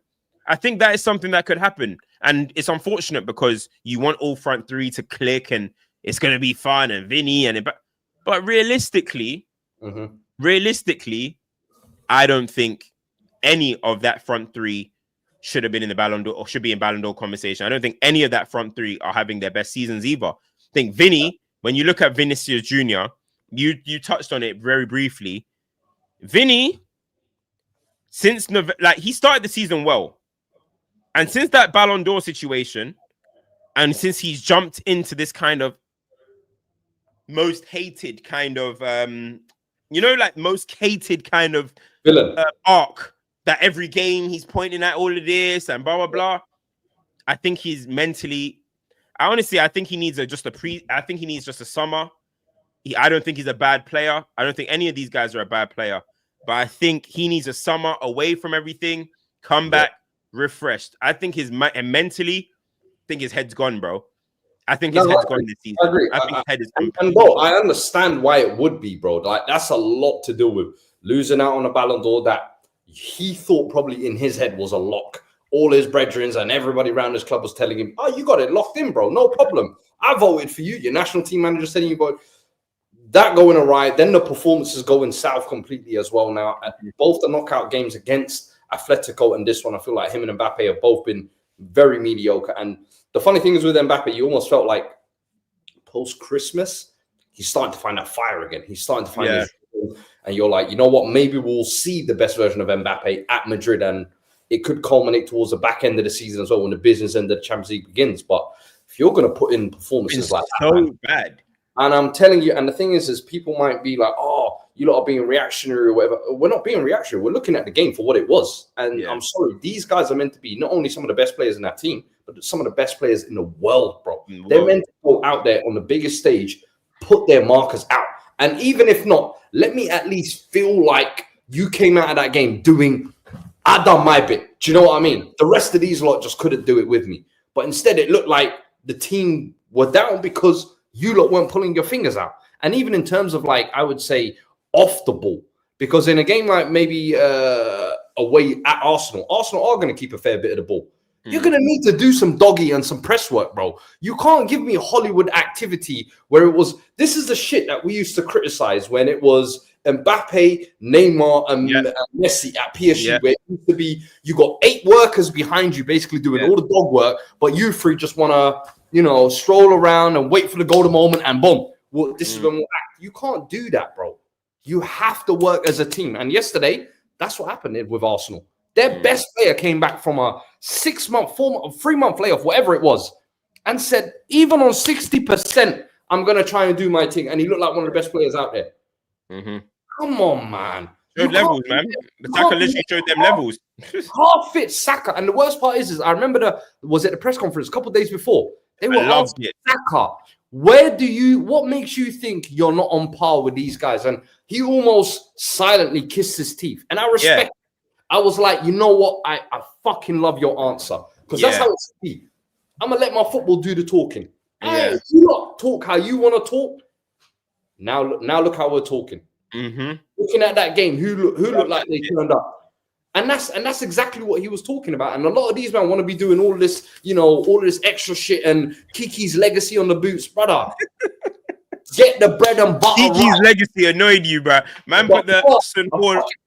Bro, that shoe colorway is like a nostalgic heritage shit, and you fucking I have them somewhere. You stained it with a fucking Arsenal 3-0. You let the Real Madrid judge end on your fucking grey boots. Fuck off. Nah, I think Real Madrid, it's been coming. I think a result like that's been coming. And let me not even say it's been coming. It's happened. They lost 4-0 to Barcelona, I think it was. Was it 4-0 or 3-0? 4-0 or 3-0. They lost 5-2 in the Supercopa España or whatever. They might hold 5 against them in the Copa del Rey final, April 26th, I think it is, or April 16th or 26th, one of them. They've got 4-0 and 5-2, and let's see what happens in the Copa del Rey as well, because bro, they've been getting schooled. This is Liaz has kept saying it to me, like, listen, even though Liaz thought Arsenal were gonna lose, Liaz kept saying that Real Madrid, they don't win the Champions League every year, so you can't keep saying like, oh, the heritage. They don't win it every single year. And listen, it's the truth. It showed, man. Arsenal showed levels, bro. That's just the reality. And Real Madrid front three, Jude Bellingham with the tucked in gimmick. Listen, I don't know how many people are telling my boy that he's Zidane, but you're Jude Bellingham. Do you know what I mean? You're Jude. The tucked in shirt. I'm about to with the cut. I was like, yo, a bit cringe, but whatever. His performance, it's another one. You look at Luka Modric. I think that was a poor decision probably to start him. It probably was a poor decision. We've seen Modric away at the Etihad. That's down to Ancelotti. You know what I mean? We saw him away at the Etihad at one point, got schooled. Luka Modric at this present moment, for me, come last 20 minutes, keep the ball, make some, even change the game for what they need. But starting away from home, the Emirates, when you have athletes like Declan Rice and stuff, that was a bad decision in my opinion. Camavinga, I think he was doing the most in the midfield, but I still don't think he was that good on the ball. I don't think he was that good on the ball. He was tackling a little bit, but I do think Modric, and Jude Bellingham in that midfield, that was that was poor. And Real Madrid, go on. The one thing I will say in terms of like that midfield as well is, and even like, to be fair, the attack, sometimes with these Madrid players, I do feel a little bit bad for them, because I'm like, it's basically individual brilliance or bust. It's basically you got to have the game of your life every night or bust, because Carlo Ancelotti, I'm not sure how much tactics or motivation they're getting from this guy. Listen, legendary manager. He's won a lot. He's done a lot. Nobody can doubt his greatness and what he's done. But in terms of game management, I don't really see that as one of his strong points, in my opinion. And even like to give Arda Güler and Endrick 0 minutes in this game when you're chasing it, in my opinion, I thought, what the hell are you doing, bro? There's not many times where I think he puts this team in the best position to succeed. A lot of the times I think it's set them up in the 4-4-2 diamond, 4-4-4-2 flat, 4-3-3, whatever it is. And boys, just kind of, do something out there for me. And if that doesn't happen, no questions ever get put on him, aside from obviously Madrid fans who've been calling for his head for a while now. But I don't know, man. I don't know what more kind of Madrid can achieve with Ancelotti, I'll be honest with you. And this has to be the type of result that makes you consider, you got to get rid of him, bro. Zizou would have never let this happen. I'll tell you that for free. Zizou didn't have European nights like this. I'll tell you that. So for me, I think, listen, regardless of second leg, if it's an embarrassing loss or small loss, whatever, I think if Real Madrid are serious, they get him the fuck out of here, man. I think first thing that Real Madrid need to do, I think they will get rid of Carlo Ancelotti, but they also need to get centre midfielders. They need to get proper centre midfielders for me. Valverde is good as well, but Valverde is another one where he's like an athlete. He gets up and down. Camavinga's the same. Tchouaméni, I think they're going to move him on soon. I think they will move. I think it's going to happen. They're going to be. I think so. I think he's going to be someone that they look to get some money out of. Jude Bellingham. This is why I was having Pedro as the best. I don't think Jude isn't a connector. He's not going to make the game tick. Jude wants to get in the box. He wants to be attacking. I see Jude as an attacker. I don't really see him as a midfielder anymore. The way he's playing, I think he might be capable of it. I would love to see him do it, but at the same time, when I see those type of games, he's not bringing control into the midfield or anything like that. They need to go and get some proper centre midfielders for me. That's what I think. Who would you think fits into that mold? You look at the players like Vitinha. You're looking at them type of players. Vitinha's not obviously going to come from PSG, but if you were to say like if they had to go for one in the summer that can kind of help them fix that problem, who would you look at? Ooh. Because I don't think there's many out there as you. There's not many. Yeah, there's not many. Unless you have to either unearth one, or you kind of have to pray one spawns out of your academy, which isn't likely. The last Real Madrid academy graduate, actually, Asensio. Let me not lie, he was decent. He's really good. I like him. Yeah, he held it down yesterday. By the way, Rodri. Yeah. I mean, coming off the injury, we don't know what's going to happen. Zubimendi, they're linked with. You even saw a random link. You see that random link to Adam Wharton? They had to link to Adam. Real Madrid have sent scouts to Crystal Palace games, bro. That means they're looking for players in that mold, though. Do you get where I'm coming from? Something like controlling. I'm not saying Adam Wharton's going to go Real Madrid. I'm just saying they're looking for that mold of player. That would be hilarious. I can't lie. Yeah, bro. But they need it, bro. They need it. Listen, I rate Tchouaméni. I think Tchouaméni. Listen, if he stays, he stays. But I do think they're going to have to shake up that midfield. I do think they're gonna have to bring in, because them guys don't control games. But the most important thing is, I think it is gonna have to be, if they want to start controlling games, if they want to be that type of team, they probably will have to get rid of Ancelotti, because they need to try and get the best out of this front three.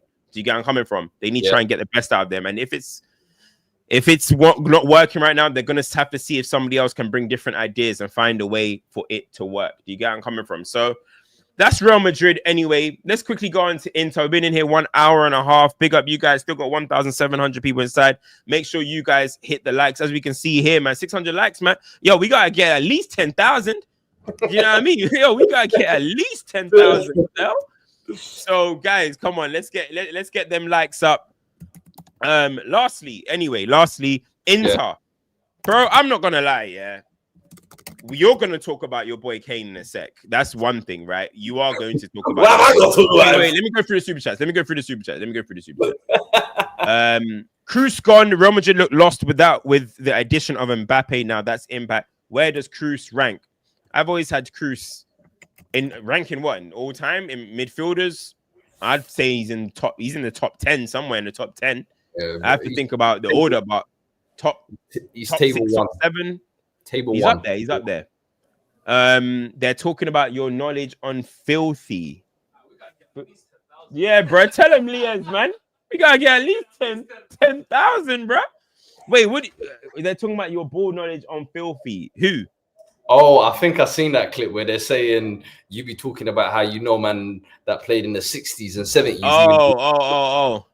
Listen, hey, learn to be a student of the game. Learn to be a student of the game. That's the most important thing. Bro, Google is free. The internet is free. Name a big game where Yamal wasn't world class. It's hard to name them, bruv. It's hard to name them. Real talks. It's hard to name them. Vinny pocketed by Timber. Rodrigo by 18-year-old. It's looking scary for Brazil these days. Listen, Ronaldinho may. What do you say? What do they say? I may say a joke, but I'll never tell a lie or some shit like that. Is that the saying? Something like that. I may tell you a joke, but I'll never tell you a lie. Is that? I think that. Yeah, actually, you know what? PK fucking said that. PK Humble said that on somewhere recently. I remember he kept fucking saying that. Wait, what the fuck is that? No, I may tell you. What did you just fucking say? I may tell you a lie, but I'll always tell you the truth. No. I may tell you a joke, but I'll never tell you a lie. A lie. Yeah. Is that the saying?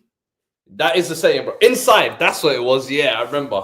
I watched a couple. Anyway, y'all forgot to mention Pedri, the GOAT, Gonzalez. Listen, Pedri is Pedri, man. We've spoken about him a lot. Joke, gimmick, just admit it's a color thing, bro. Bro, these guys actually genuinely think that you're racist. Anyway, Rice paid. No. I need the person who sent that super chat to tell me what race he is. Because you know, it be these man who ain't really from the race that be calling you the racist the most. So let me know. Adult money. Rice paid back the 100 million with 250 million pound free kicks. I like that. This Mbappe transfer has been a disaster, unnecessary signing, worse than 18-19. Thank you, Perez. Hey, listen, man, you're going to be saying thank you, Perez, in the right way very soon, man. You know this guy don't sleep on no violations, man. Come on. You've known him long enough.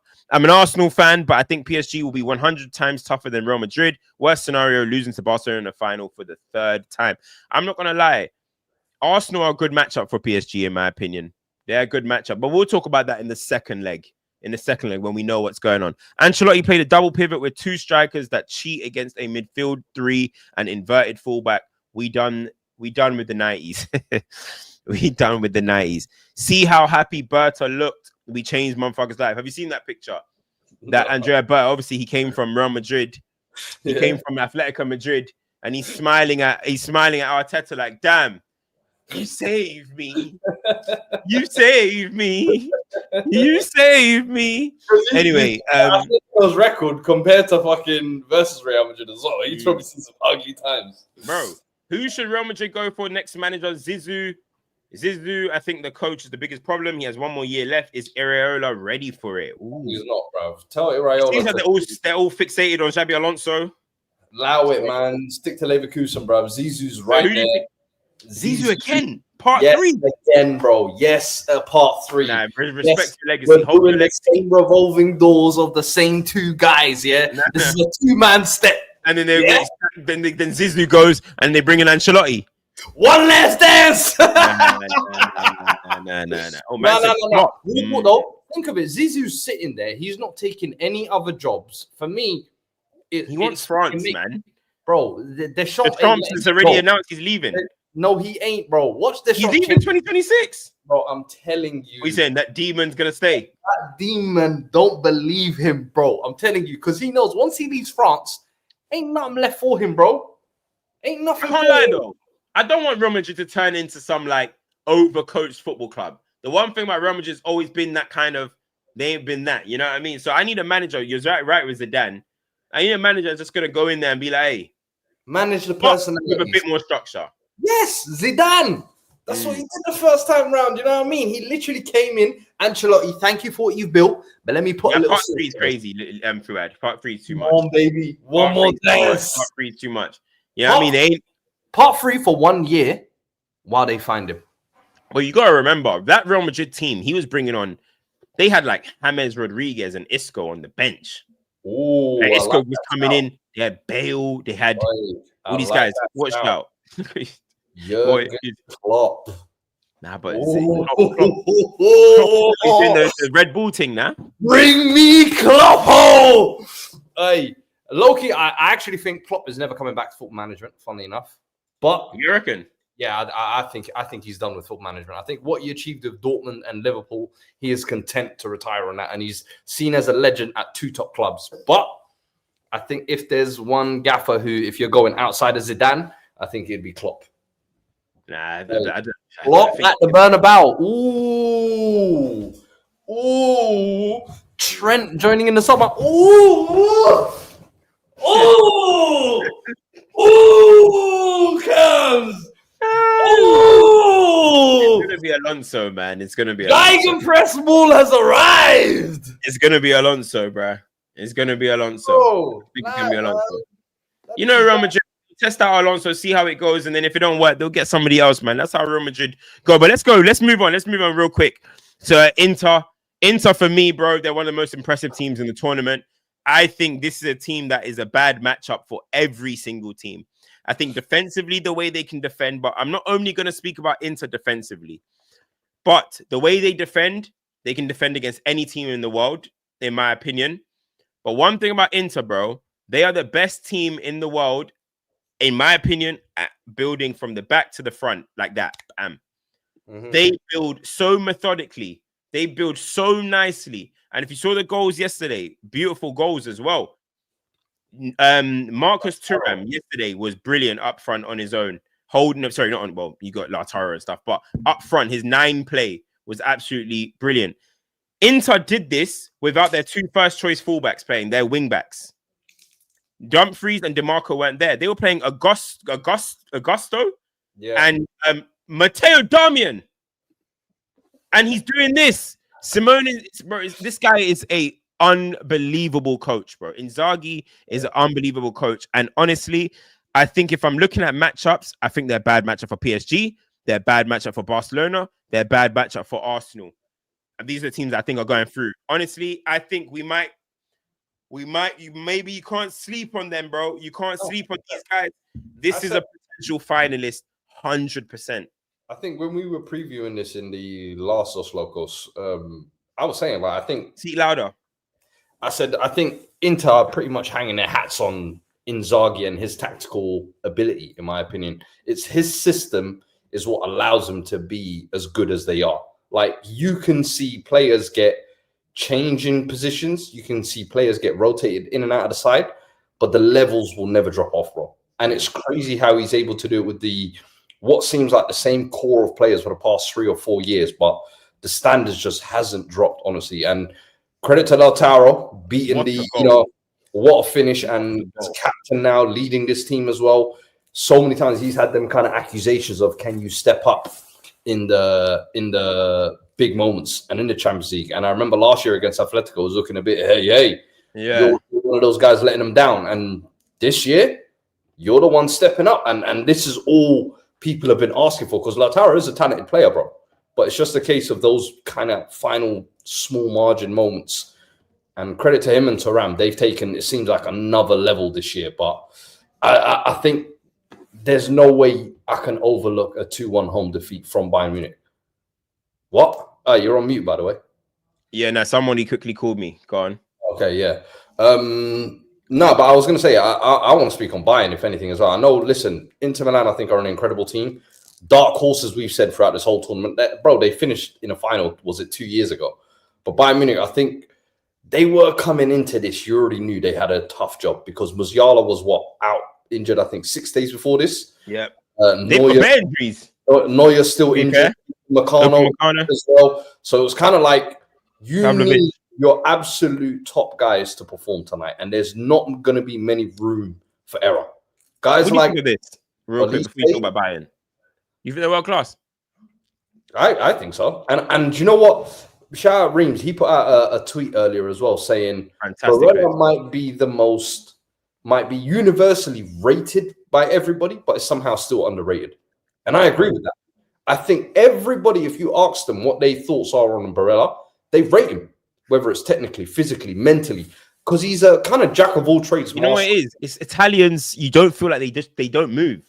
You can't really imagine an Italian CM at Madrid, Italian CM at any other. You know what I mean? They just seem to move. So it's like they kind of just go in their own little bubble. It's weird. It's a weird one. But you're right. You're right. He's Barella. I'm so impressed with Bastoni. I think he is. Bastoni's certified world class for me, in my opinion. Him is without question. Barella as well for me. I think they've been playing at world class level for over 2 years, in my opinion. Yeah. But listen, I think Inter, they've shown that those characters there, they can be relied upon, bro. I really like Inter. Even Jan Sommer. Really fancy their chances. Huh? Even Jan Sommer between the sticks, bro. Yeah. Like, quality goals. For footballing's sake, I would love, this is a good question. For footballing's sake, I would love PSG Barcelona final. I would think that would be unbelievable. But it could easily be an Inter Arsenal final, bro. It really could. It really could. You know what it is, yeah? You know what it is? Really, it's the football purists and the eye test merchants like you and Liaz that want to see Barca and the PSG jugadors. Yeah. But football don't work like that, lads, yeah? I know you now. You don't. What, you want Arsenal in the final? You want Arsenal in the final? I didn't say that. I did not say that. No words in my mouth. But if you got to the final and lost, that would be serious. But Bayern Munich, boy, let's talk about your boy Harry Kane real quick, man. Whoa. Before we get to Harry Kane, because it wasn't just Harry Kane. I was saying earlier, the big players need to turn up. Yeah. Oh, here we Harry go. Kane is one of them. Harry Kane's gamophobia, we will speak on. Yeah. Who are you trying to divert to? Michael Olise as well. We need to rank him. He was good, but how many chances did he fucking miss before that Kane chance? He could have easily had the side. He could have had the side 2 goals up before the Kane chance even came. And fair play to him, he even played Kane for his one. But I'm like, hey, you two missing and fluffing your lines essentially cost his team. And today it hangs on you two. Who had trying to protect his goat so much, he's throwing his young boy Olise in the mix. Olise is Fuad's dog. Look at the way he just hold on. He threw him to swim with the fishes, bruh. Are we going on like Olise ain't my boy as well? That's I'm a number one stockholder on Olise. But you're so sick right now with the Harry Kane thing that you're willing to throw any man in the way, bro. I hold nothing for Harry Kane. He's left my club. He's at a German institution. Listen, we could talk about it. He was poor, brother. He should have buried that chance. I'm sorry, he hit the post, fine margins, people will say whatever. But hey, he's got to do better. Why doesn't Kane just have the minerals, bro? Why? I've seen it too many times, bro. Why does he not have the minerals, bruv? It's like looking at a rich man and asking, why aren't you rich? What? Does that make sense? What's he on about, bro? What?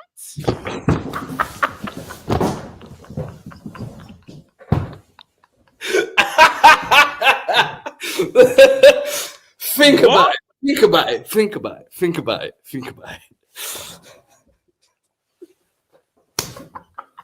What's he on about, chat? Chat, what the fuck is he talking about? This guy said it's like asking a rich man why he ain't rich. Yeah. Why you ain't rich. Oh, why you ain't? No, that's bro. That's that. Get the fuck out of here, bro. No. Yeah, that's the worst analogy I've ever heard. The CTESPN, nigga.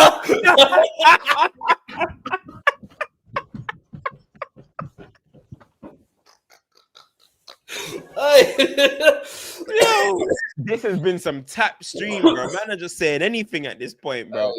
Anyway, Harry Kane, man is saying, I'm not here for your Eric Cantona fucking quotation. Tell me why Kane does not have the minerals, bro. Why does he not have the minerals? Why does every big game Kane goes small?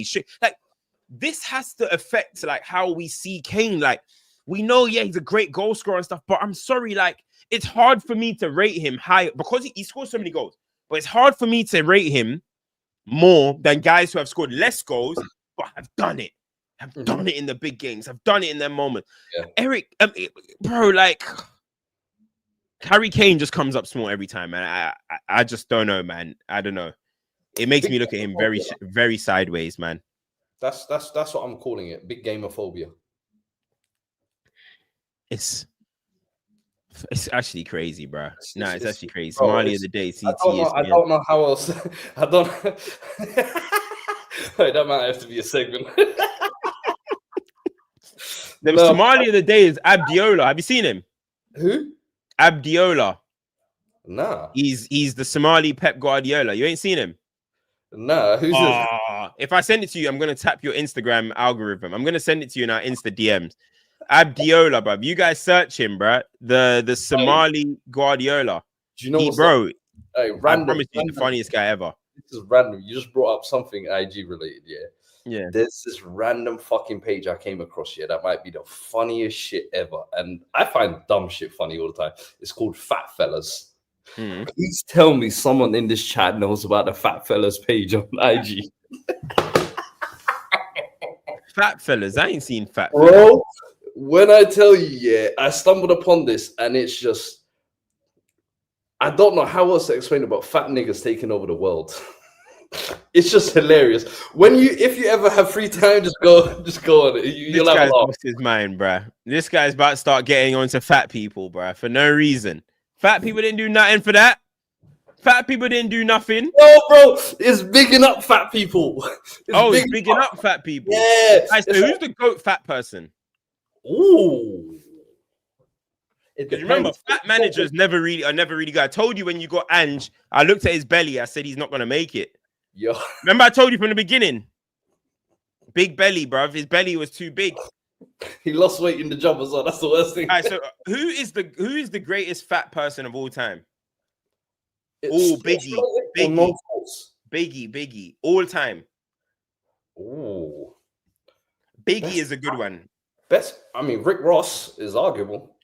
Yeah, Rick Ross ain't fucking with Biggie though. Catalog. Rose got a catalog. That's because he lived like Nikola Jokic. Great out.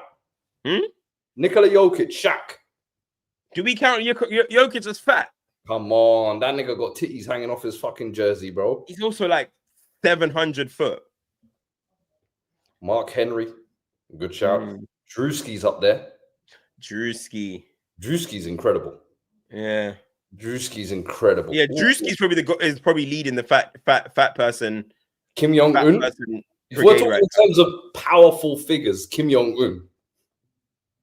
Yo, he took it there, bruv. He took it there. Hey, DJ Khaled.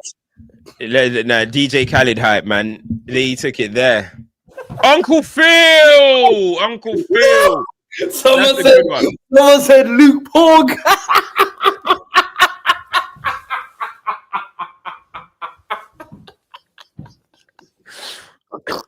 Rod Wave. Hey, now we're talking. Rod Wave. No, great. Rod Wave. Anyway, listen, because I know you ain't gonna speak about Kane.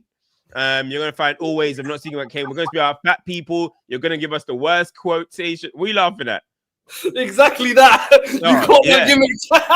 Yeah, bruh. But anyway. Now Lizzo hit that Ozempic, man. Lizzo hit the Ozempic. She formally. Anyway, listen. We're not here to talk about fat people, man. People are gonna turn around and say, "Hey, man, these man fat phobic." You know what I mean? I love fat people. Same. I love fat people too. You know what I mean? Fat people are needed in the world. You know what I mean? Everything's about balance in life. Facts. Yeah, I'm trying to say everything's about balance. Now, before we go, guys, make sure you hit the likes. How many likes have we got? How many likes? Oh, 811. That is brilliant. Come on, we can get to 1,000. We can get to 1,000 by the end of the stream, people. We're going to end it. Not now, right now. But, Fuad. Yo.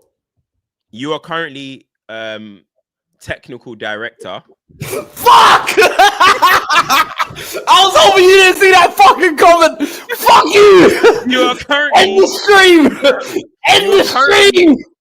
You are currently technical director of a football team called SDSFC. You lot are currently, what is it? Two losses, 1 win. The ultras are starting to speak. The ultras are starting to say, get Sharky out. Get Sharky out. And then I've heard a few where people are saying, yeah, but the recruitment process from the technical director hasn't been good enough.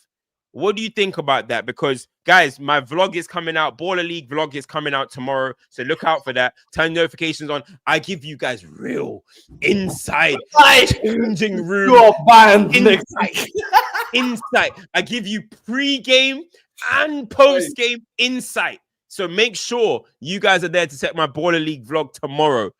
Baller League vlog tomorrow. Turn the notifications on. Back to what I was saying. Fuad, as technical director.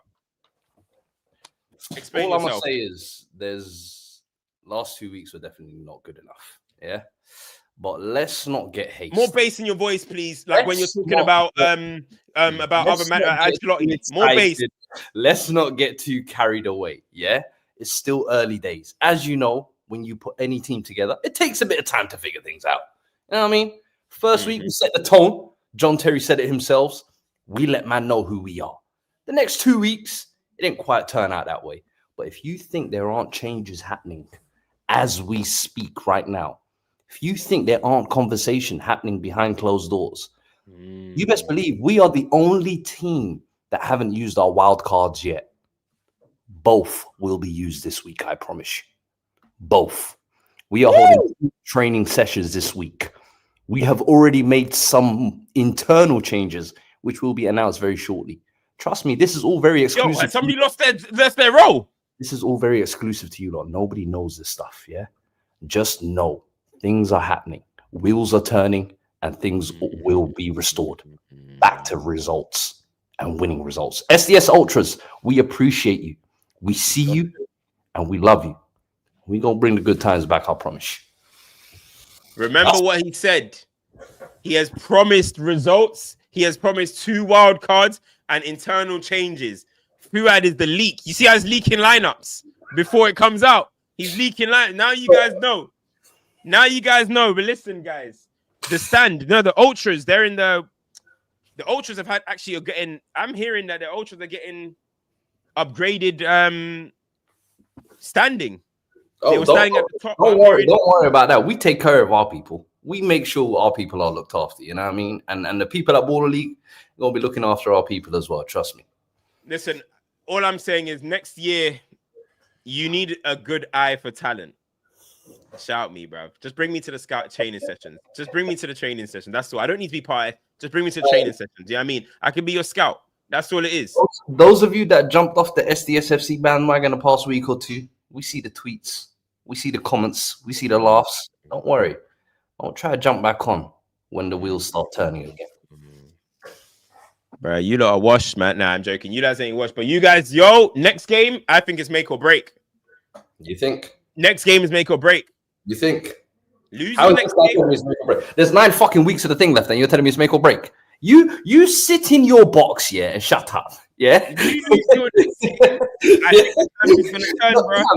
You're not getting my job, mate, yeah? I know what you're doing. I know what you're doing. I know what you're doing. I know. Look at it. Yeah. I don't want your job. Little Dan Ashworth. Yeah? This little Dan Ashworth. You. I don't want your job, but what about Ilyas's job?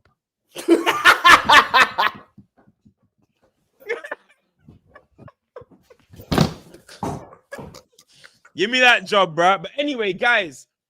This has been another episode of Dos Locos. We have gone on for 2 hours, a long one. And you know we're going to be here next week as at the same time. Is it next week when the Champions League is? I have no idea.